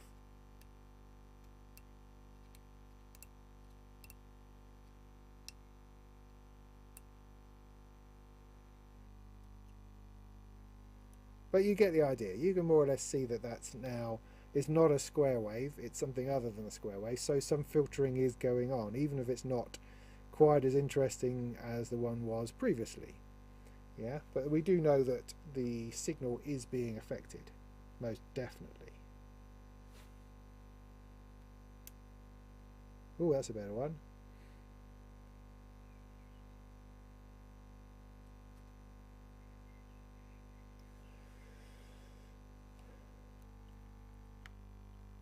Good. Right, next, where are we? 9:20. Okay. So now we've mastered. Now we've mastered, right? Is it still buffering over there? It still looks bad over here. I'm sorry. I don't know how to fix it. I do not know how to fix it. Not without killing the feed and trying all over again. The audio is cutting out. Bloody hell.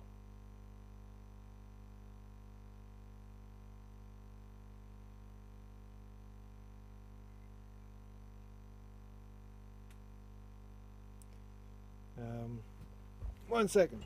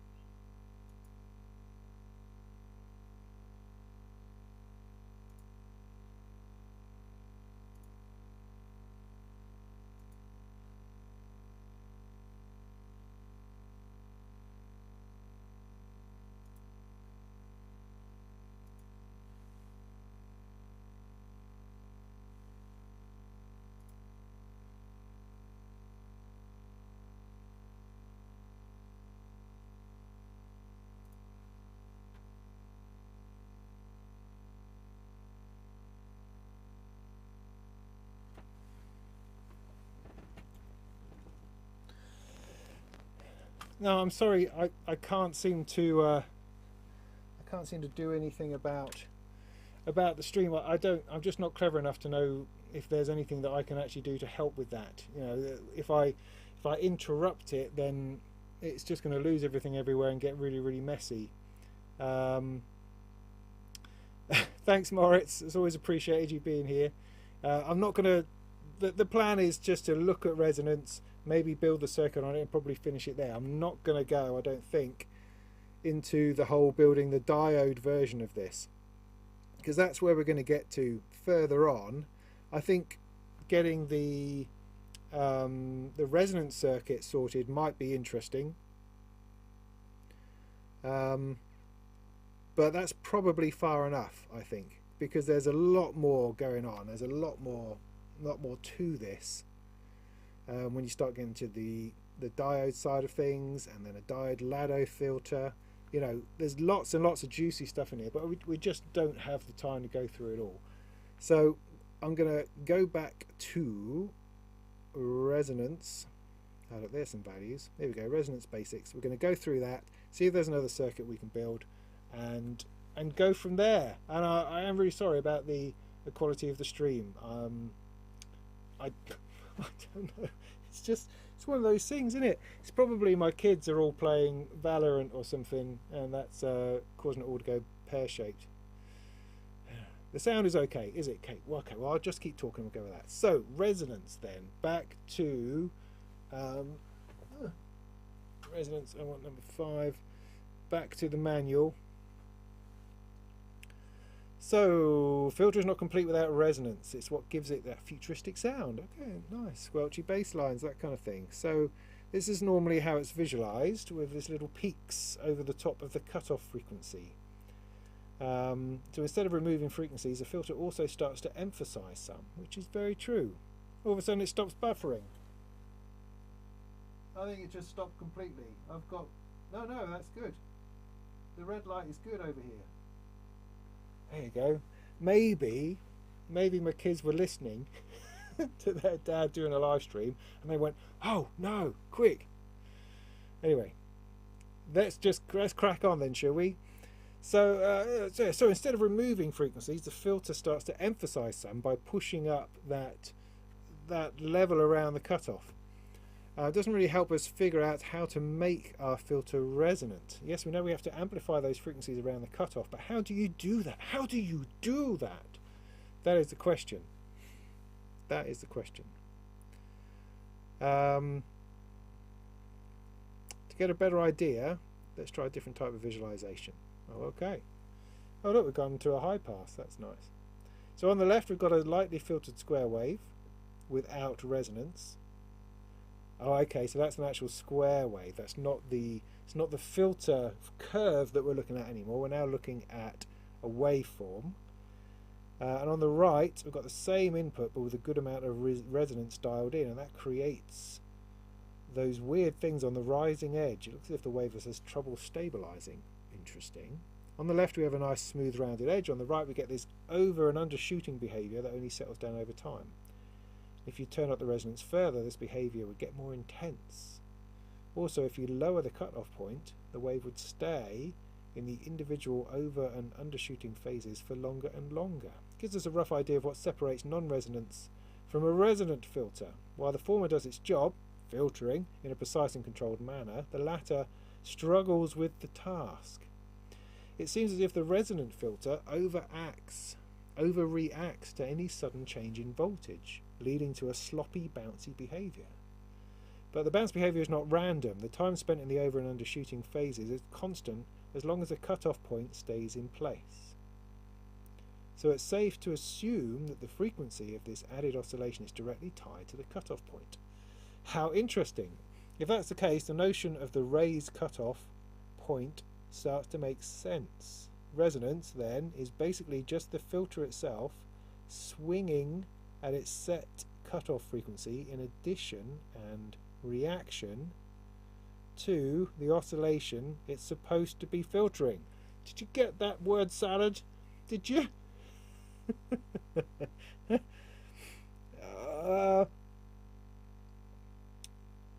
So the filter itself is swinging at the cutoff frequency in reaction to the oscillation it's supposed to be filtering.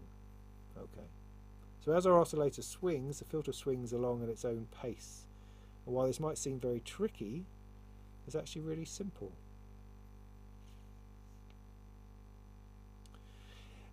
It's one of those moments, isn't it, where you go from, oh yeah, simple, simple, simple, and so therefore massive weird formula for space travel gets dropped in there, don't you see, in kind of a casual conversational kind of way, and you just go, what? It's a what, is it? So this means that? I mean, I can visualize the resonance, absolutely, and I understand that it's relative to the cutoff frequency.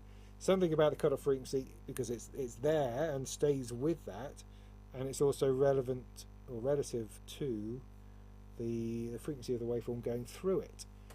I can understand those sorts of things, I think.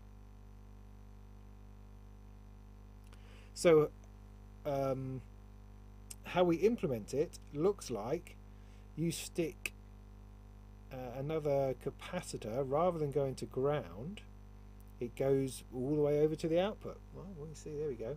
So all we've got to do is route the second filtering stage's output to the normally ground connected leg of the first stage's capacitor.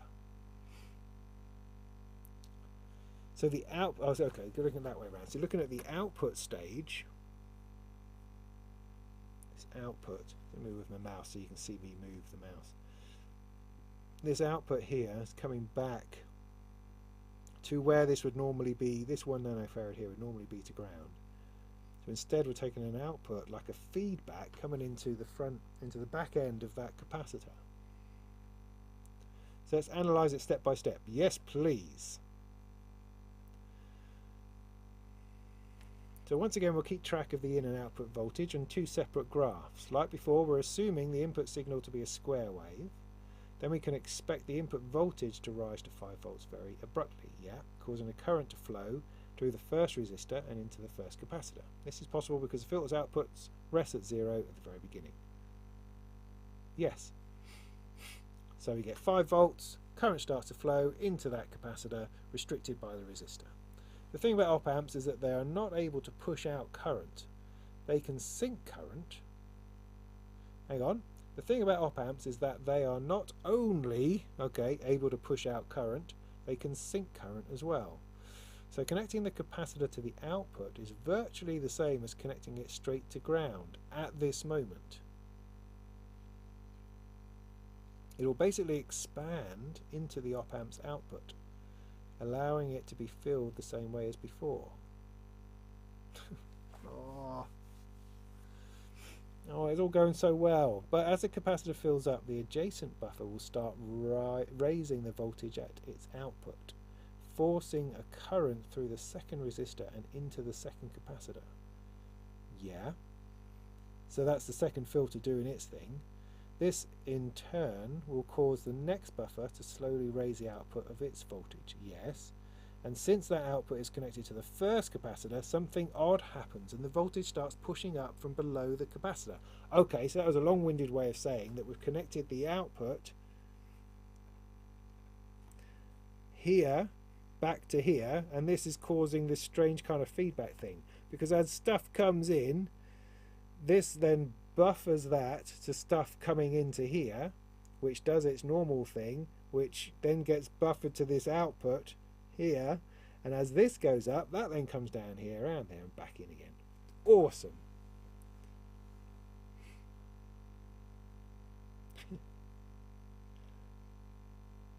Oh, regeneration, says Mr. Tyndale. So, anyway, so as long as the voltage is relatively low, current will keep flowing through the first resistor into the capacitor, though at a slower and slower rate because of the pushback. As the pushback increases, the voltage above the first capacitor is raised to 5 volts. Normally this would be a peak voltage, but since it takes some time until the filter's output has reacted to whatever happens in the first stage, it will keep raising the voltage. Okay, as that voltage pushes harder and harder against the first capacitor, the voltage above it will be raised beyond 5 volts. We're effectively creating an overpressure, interesting, which in turn will see an additional delayed rise in voltage at the filter's output, pushing the voltage in the first stage even higher. This cascading effect will drive the output way beyond 5 volts. It would keep doing that indefinitely were it not for the first resistor, because since the input voltage is now lower than the voltage within the first stage, the current will start flowing out of the capacitor and through the resistor into the input. Okay. As the capacitor now fills up from below, the voltage above it will slowly begin to fall due to the resistor acting like an equalizing valve. Yeah. This kicks off a cascading effect in the opposite direction. I mean, you could just say that it wobbles. Maybe. This kicks off a cascading effect in the opposite direction because a drop in voltage from the first stage will cause a delayed drop in voltage at the filter's output, which in turn takes some pressure off the capacitor, lowering the voltage above it even further. So it's almost like it's wanging that first filter much further than it should and then much less than it should. So it's kind of, it's like it's expanding or amplifying that first filter experience, which in turn cascades to the rest of it. That's my take at the moment. Eventually we'll drop a fair bit below 5 volts, so the current reverses direction and the whole process repeats. This time we're not starting with completely empty. The cascading effect has decidedly less time to ramp up, and the result won't push the output voltage as high as before. Right. After a while, the over and undering will soon fizzle out as the output voltage stabilizes, and that's it. We've made our filter resonant. By now, it should have also become clear why resonance causes the filter to swing at its cutoff point. The time spent in the over and undershooting phases is directly determined by the capacitor sizes and resistance values, which in turn also determines the cutoff point. But in theory, but enough theory, let's see if it actually works. Let's hope so, eh? Well, give this a go. So what's changed? Now, don't believe any of the resistor values.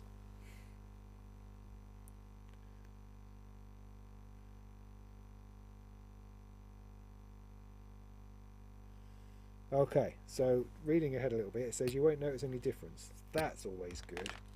So let's do something for no bloody reason. Okay. So, that's still at 20, that's still at 25, going to 30. That's good. Well, 1K still good there. That's my safety. That's good. That's good. This is still going to pin 1. Those resistors are bad. That 1 nanofarad is good. Let me take the power out just in case I do something bad. That's still good. 1 nano. That's there. That's there. That's still good. So I've now got a new cable going across here from the first pin to the back end of the op amps.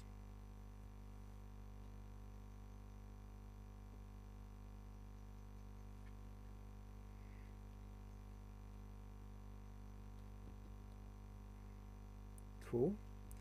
Then I've got something that wants to jump over the back here.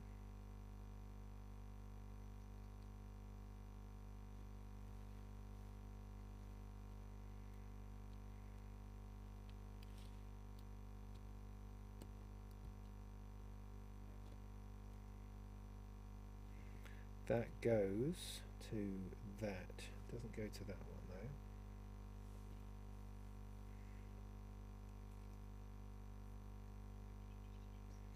though. That no longer goes there because it's feeding back. Yeah. So that's no longer doing that. That bit there.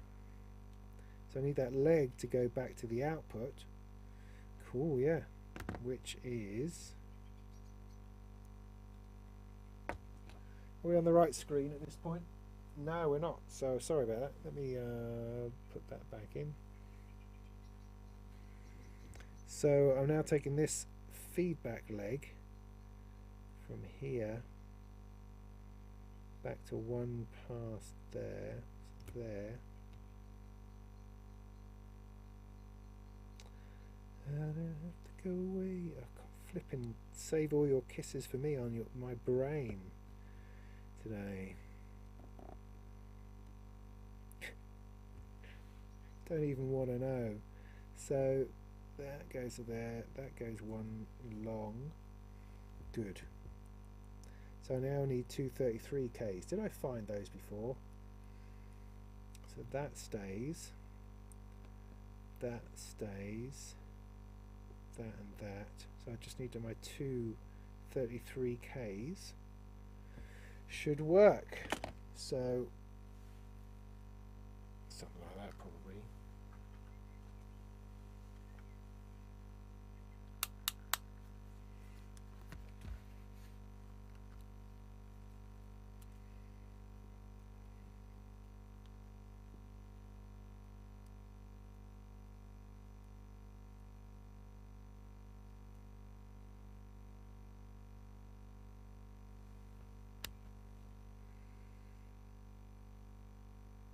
$68, nearly, not far off.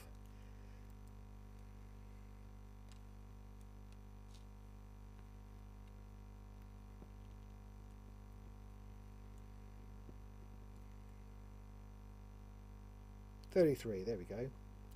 That's what we need. That's what we need. I could label them, but I've just happened to take the labels off, so it's not really working for me.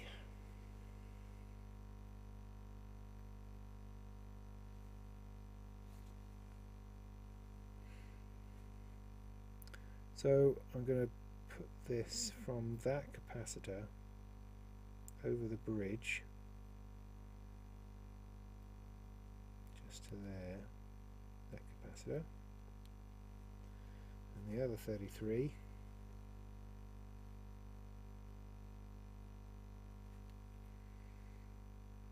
goes from this line to that one. That should be it.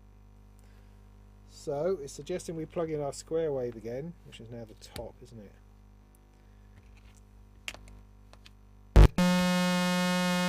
Again, I've not powered it. Is that important?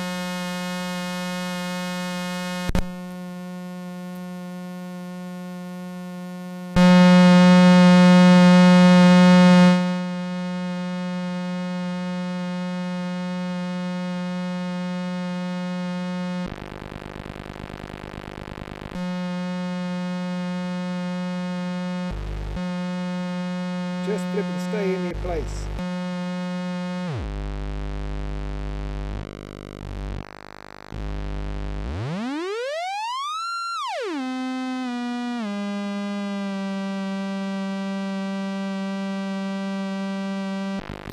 Okay.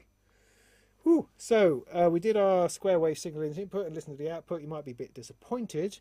There's not really an audible difference. So what's going on here? We're not applying enough feedback to the first capacitor for it to have a noticeable effect. Now, what does he mean by saying there's not much of a difference? If I plug that into here, okay, not much difference between that and what we we heard.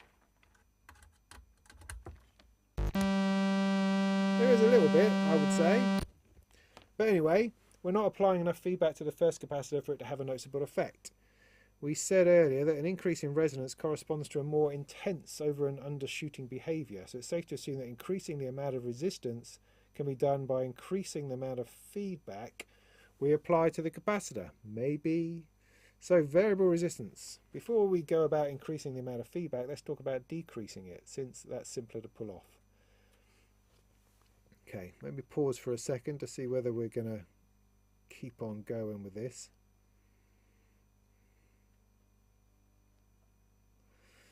There's a lot. There's a lot.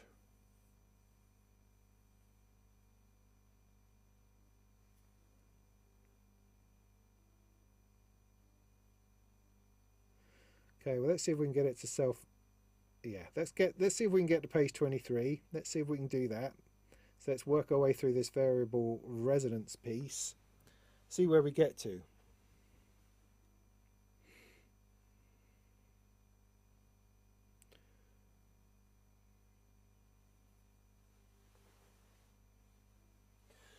So let's get that out of there.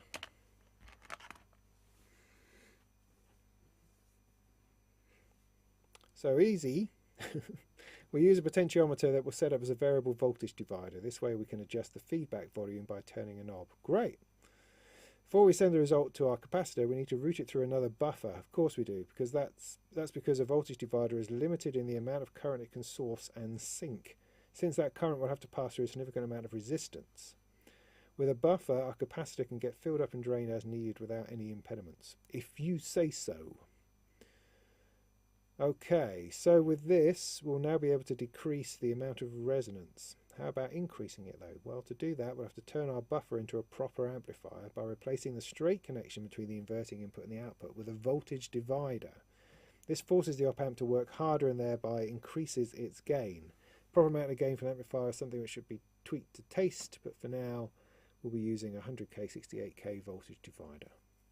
This fella here, this one. So before, just as a buffer, this output connects purely to the inverting input back again, and that's what creates like the mirror of whatever's here appearing at the output. Putting these two fellas in here creates an amplification circuit. So when it comes back, there's a difference, and that difference causes a multiplication, which goes up generally to the maximum or minimum of the thing, I think.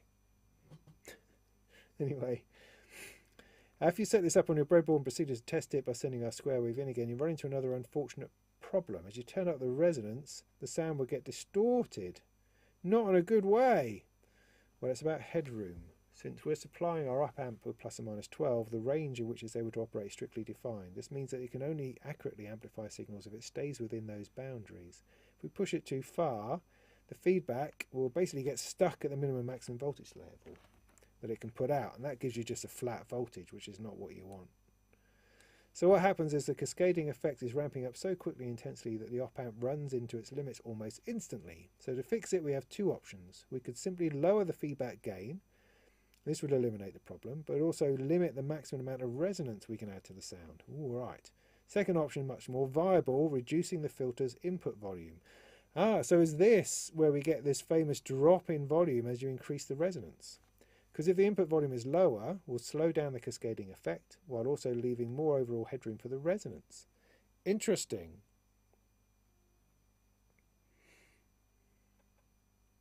We already know the solution. Oh, cool. By combining voltage divider with an op-amp buffer, you could, of course, use another potentiometer as a variable voltage divider if you'd like to experiment with the volume balance. But in order to keep it simple, we'll just use 100k, 33k for the moment.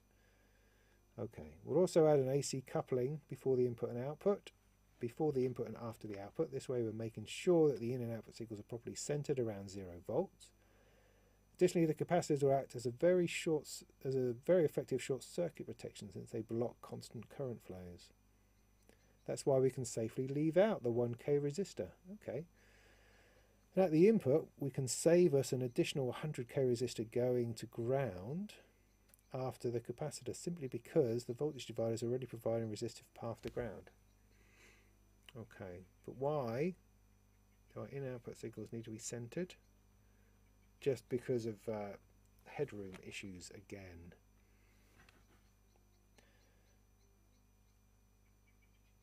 So to avoid issues like this, as the it goes up there and not all the way down here, AC coupling brings it back so that top doesn't get cut off. It's good practice to add AC coupling to every audio processing module's input and output.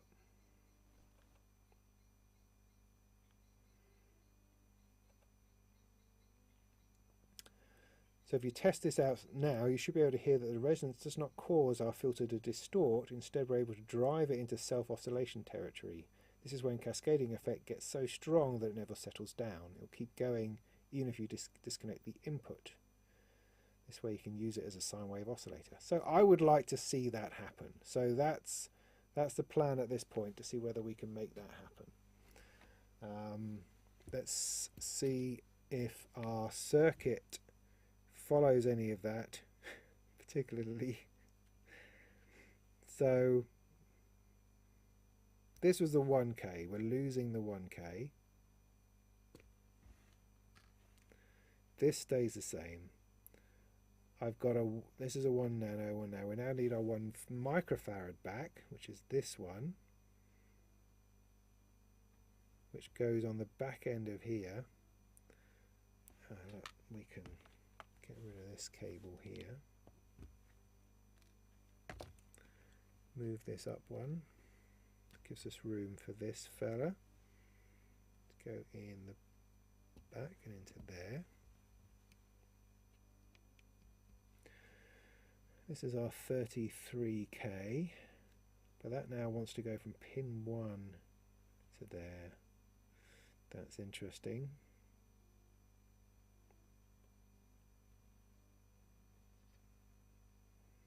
Yeah.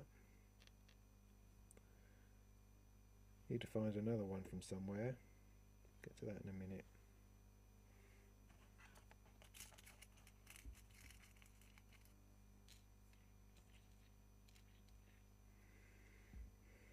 Those two pins are being tied together.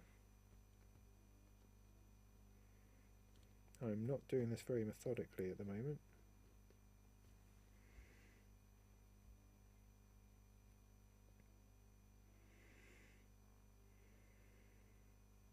That's right. 33 goes to there. That goes over here. That's still providing feedback. That's still working. That's going over there. Got a pot to put in. Worry about that in a minute. So that looks good. That connecting to that line, yes it is. I need to put in 100K, which is one of these. That's a 33 there, isn't it? Yeah, so this is 100. This 100K goes from the output leg of that capacitor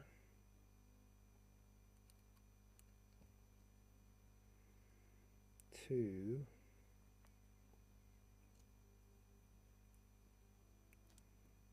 pin number 3 from the left. Yeah.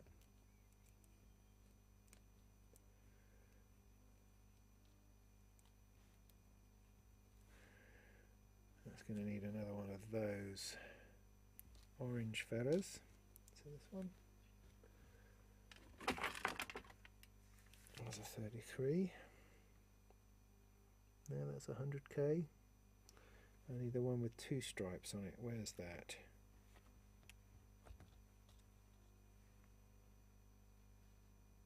Those are both 100Ks. 19s.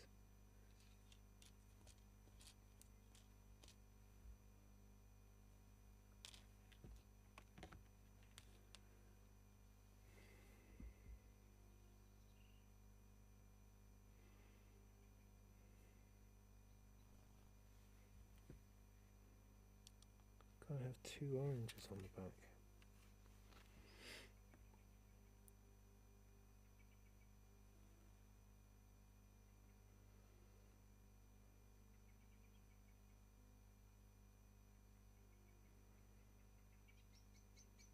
these.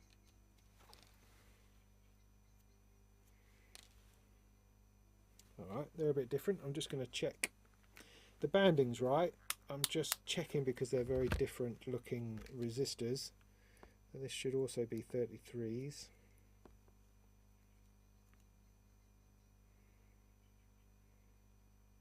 Yeah, okay, cool.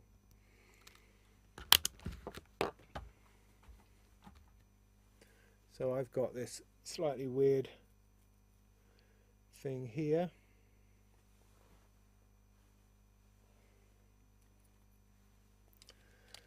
Well, this is also a 33, but it's a slightly different coloured. The bands are the same, but the colour of the actual resistor is slightly different. So this 33K is going from here to ground.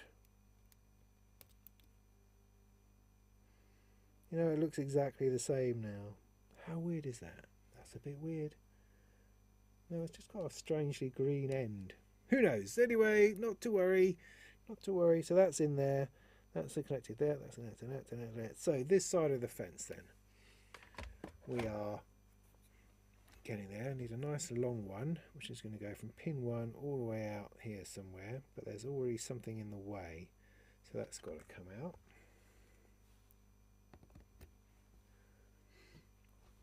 Now this one comes from the other film. The other film one goes on the back end of that to there. This is going to go up one. It's going to go back to that green one needs to come out.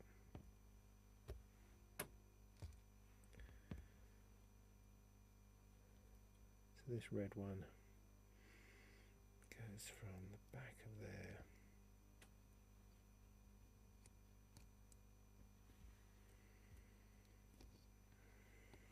to pin 1.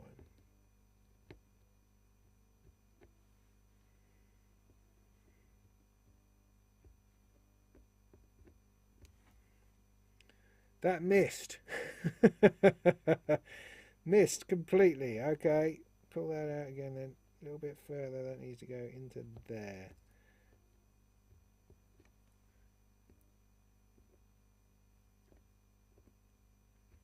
Oh, I don't know that that's fitting. Right, use a longer one. So use this green one.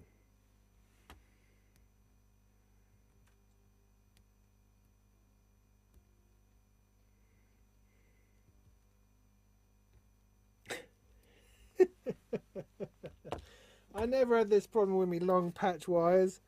Bloody short patch wires. Make things tidy. Okay, that's in. So that's from the back end of that capacitor to pin number 1. That's it. Good. Right, that's to there. That's going to there. That's onto there. That's to there. Then I need another long one, which goes from pin 1 to whacking over there somewhere. 1 goes to. I might need it slightly longer.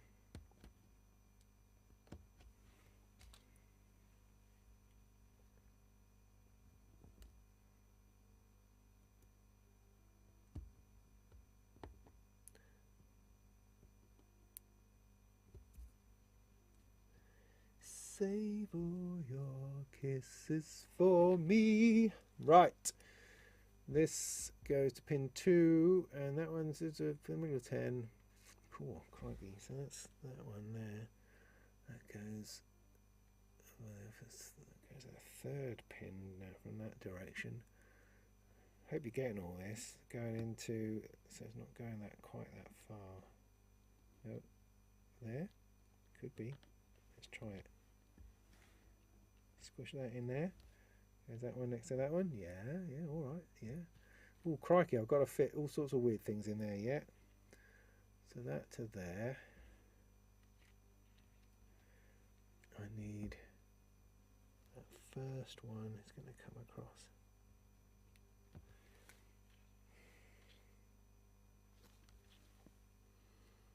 One, two, three, into there. Yeah. A little weeny one. goes alongside it. Goes into that first pin, yeah.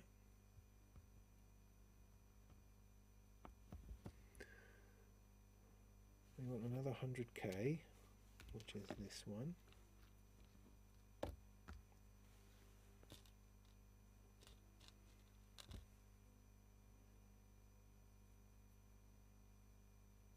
Yeah, which is also this one. This goes. Does it just go 2?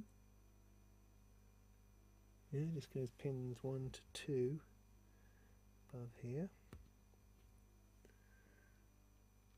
And then I need a 68, and then that's about done, I think.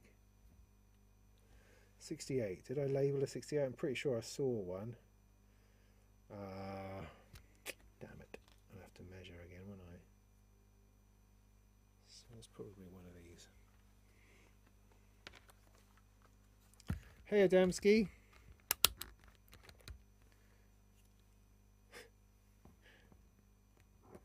Yeah, you're that guy off the telly when I was a kid who used to say things like "wicked, innit?"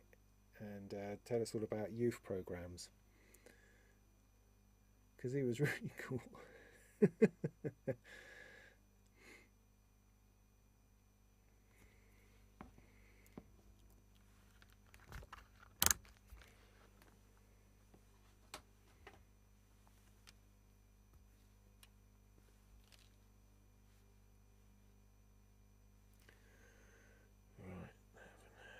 There. And does it go? It just goes to ground. So that's my voltage divider. So I think that's it. I think that's it.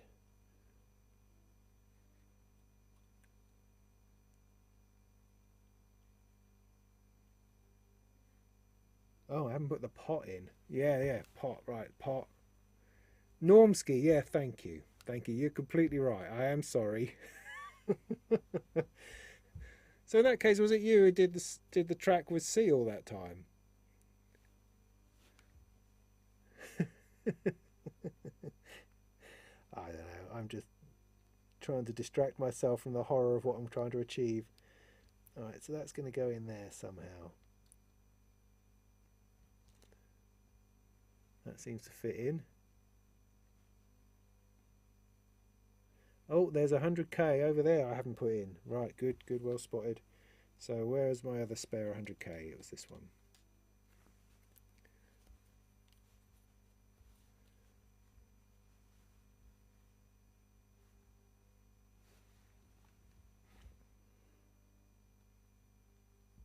That goes in there.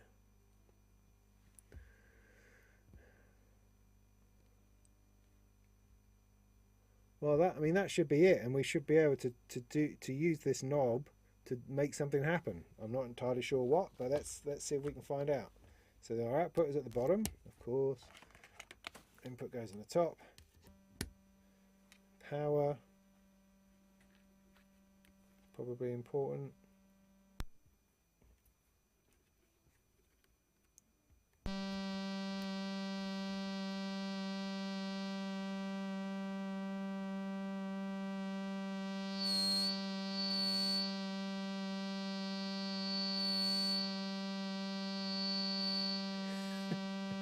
I'm not remotely sore about that, Ian. Thanks for bringing it up.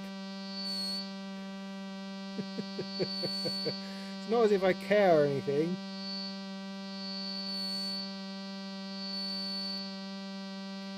I mean, it may well be that I turned it down. What do you think about that?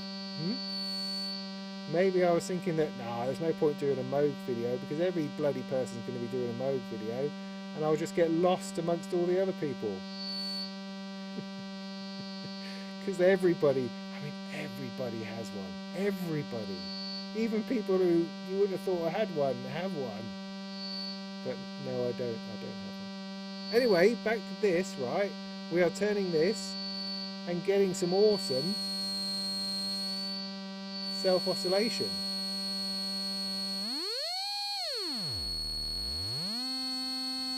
To the point that I should be able to take out the input. Oh, wow, I'm sorry. and we still have it. Oh, it's all gone. It needs to be excited by something, doesn't it? Oh, I've blown it. Damn it, that was working. You all heard it. Why is it now gone? No, plugged in the right place. No, it's not.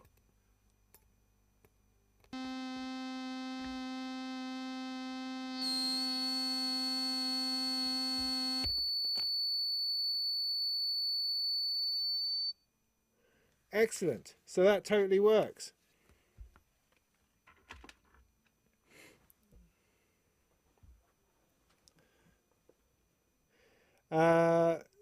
So yeah, so we're getting the self resonance, but I don't have any control over the cutoff at this point, which is why it can't do anything more than that.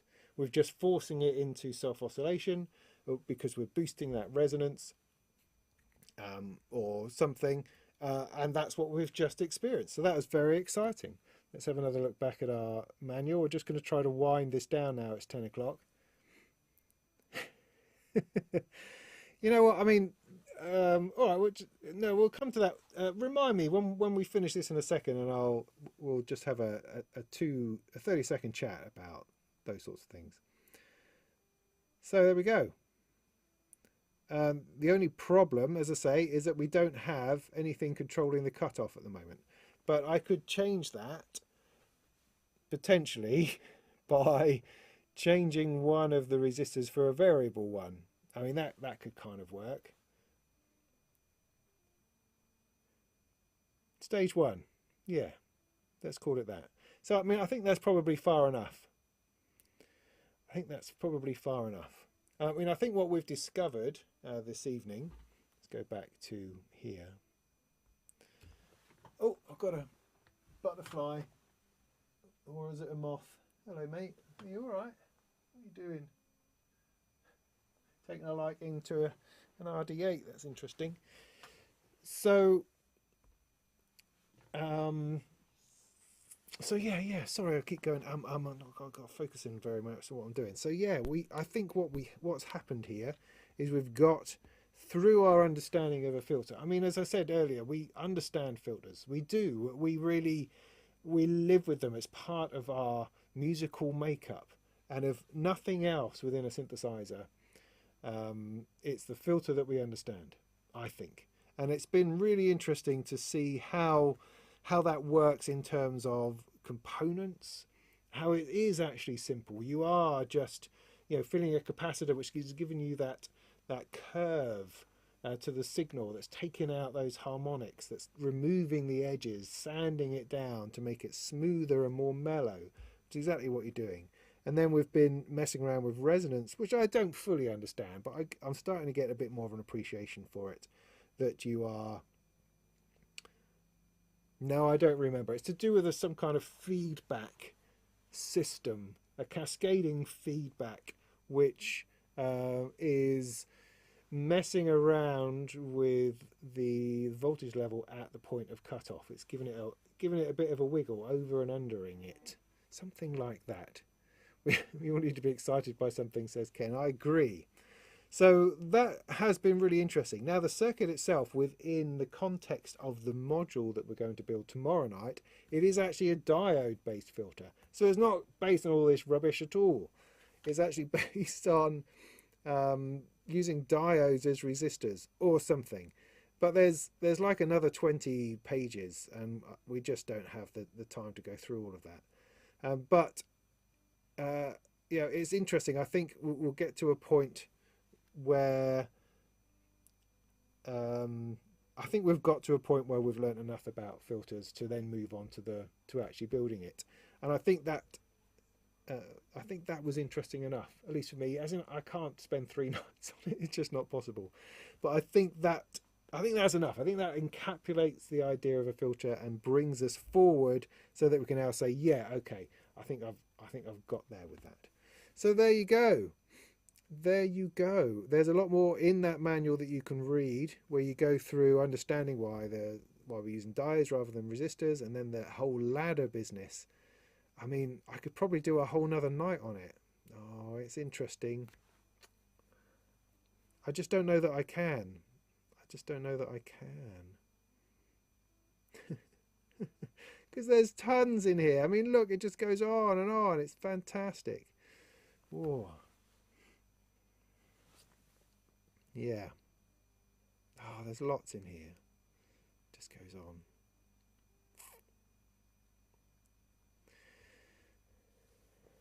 Yeah, so for this one, do check into the rest of the manual about the diode side of it and the diode ladder and what that's all about and how it ends up being the filter that we're going to use. But for tomorrow's video, we're going to move on to the soldering, get stuck into that, see how we get on with building the actual module itself. I think that'll be great. I think that's the way to go at this point. So, so thanks so much for that. Just to go back to Ian's point, just briefly, I suppose, because am I still on that screen? Yes. Because is it interesting? No, I didn't get a Mavis. This is true. I didn't see it at Super Booth either. I was not there on the right day. Although I was invited to the preview. And funny enough, I was offered a Mavis, but it hasn't turned up as yet. So had I received one last week, then I probably would have made a video on it. It is odd though, this whole business of 15 videos getting released at the same time. And we all understand it, and yet it still feels weird. And there's something about that cascade of videos all on the same product that just seems odd. And we all understand it. We all know that everybody wants to, you know, myself included, everybody wants to release a review video for when the thing comes out, because that's when people are going to be most interested. And ultimately you're making videos to try to garner views and attention, and so that all makes complete sense, and we understand that. And it's not something that we can get upset about, because that wouldn't make any sense. It's not something to get upset about. But at the same time, I think I absolutely acknowledge that it's an odd thing, and I feel it, you know, when I go and have a look at YouTube and it's just video after video on the same thing. It makes you wonder whether that's a good idea. I mean, I was very fortunate with the Create Audio stuff to be the only person reviewing it. Bo got his hands on them by the time I did the West Pest. But that's cool, you know, a couple of us doing it. I think that somehow works better. I don't think everybody needs to get every synth for free. I think that manufacturers should be a little bit more choosy and use different people at different times. Don't all just go with the same bunch. I think that would create a more varied and interesting range of views on different products. You know, the Moog one just seemed to be a lot of people. I wonder whether there's anybody left to actually buy the thing. But I think overall my impression of it was that yeah, it's great, but I think Moog should. I don't think Moog needs to do this sort of thing. I mean, it's cool and it's interesting and stuff, but I think there's other companies who are playing around in the budget end of the market who just do things slightly more interestingly. I think Moog's strength is in the classy stuff, is in the, you know, the good chunky stuff where they've got the room to breathe, the room to do proper knobs and bits and pieces like that, proper cases. I think once they start fishing down the lower end of things, they have to make too many compromises because of the quality of the sound they're trying to retain within it. It just becomes less of an instrument in of itself. You know, I think the Mother 32 is as far down as they need to go. I don't think they need to go any further than that.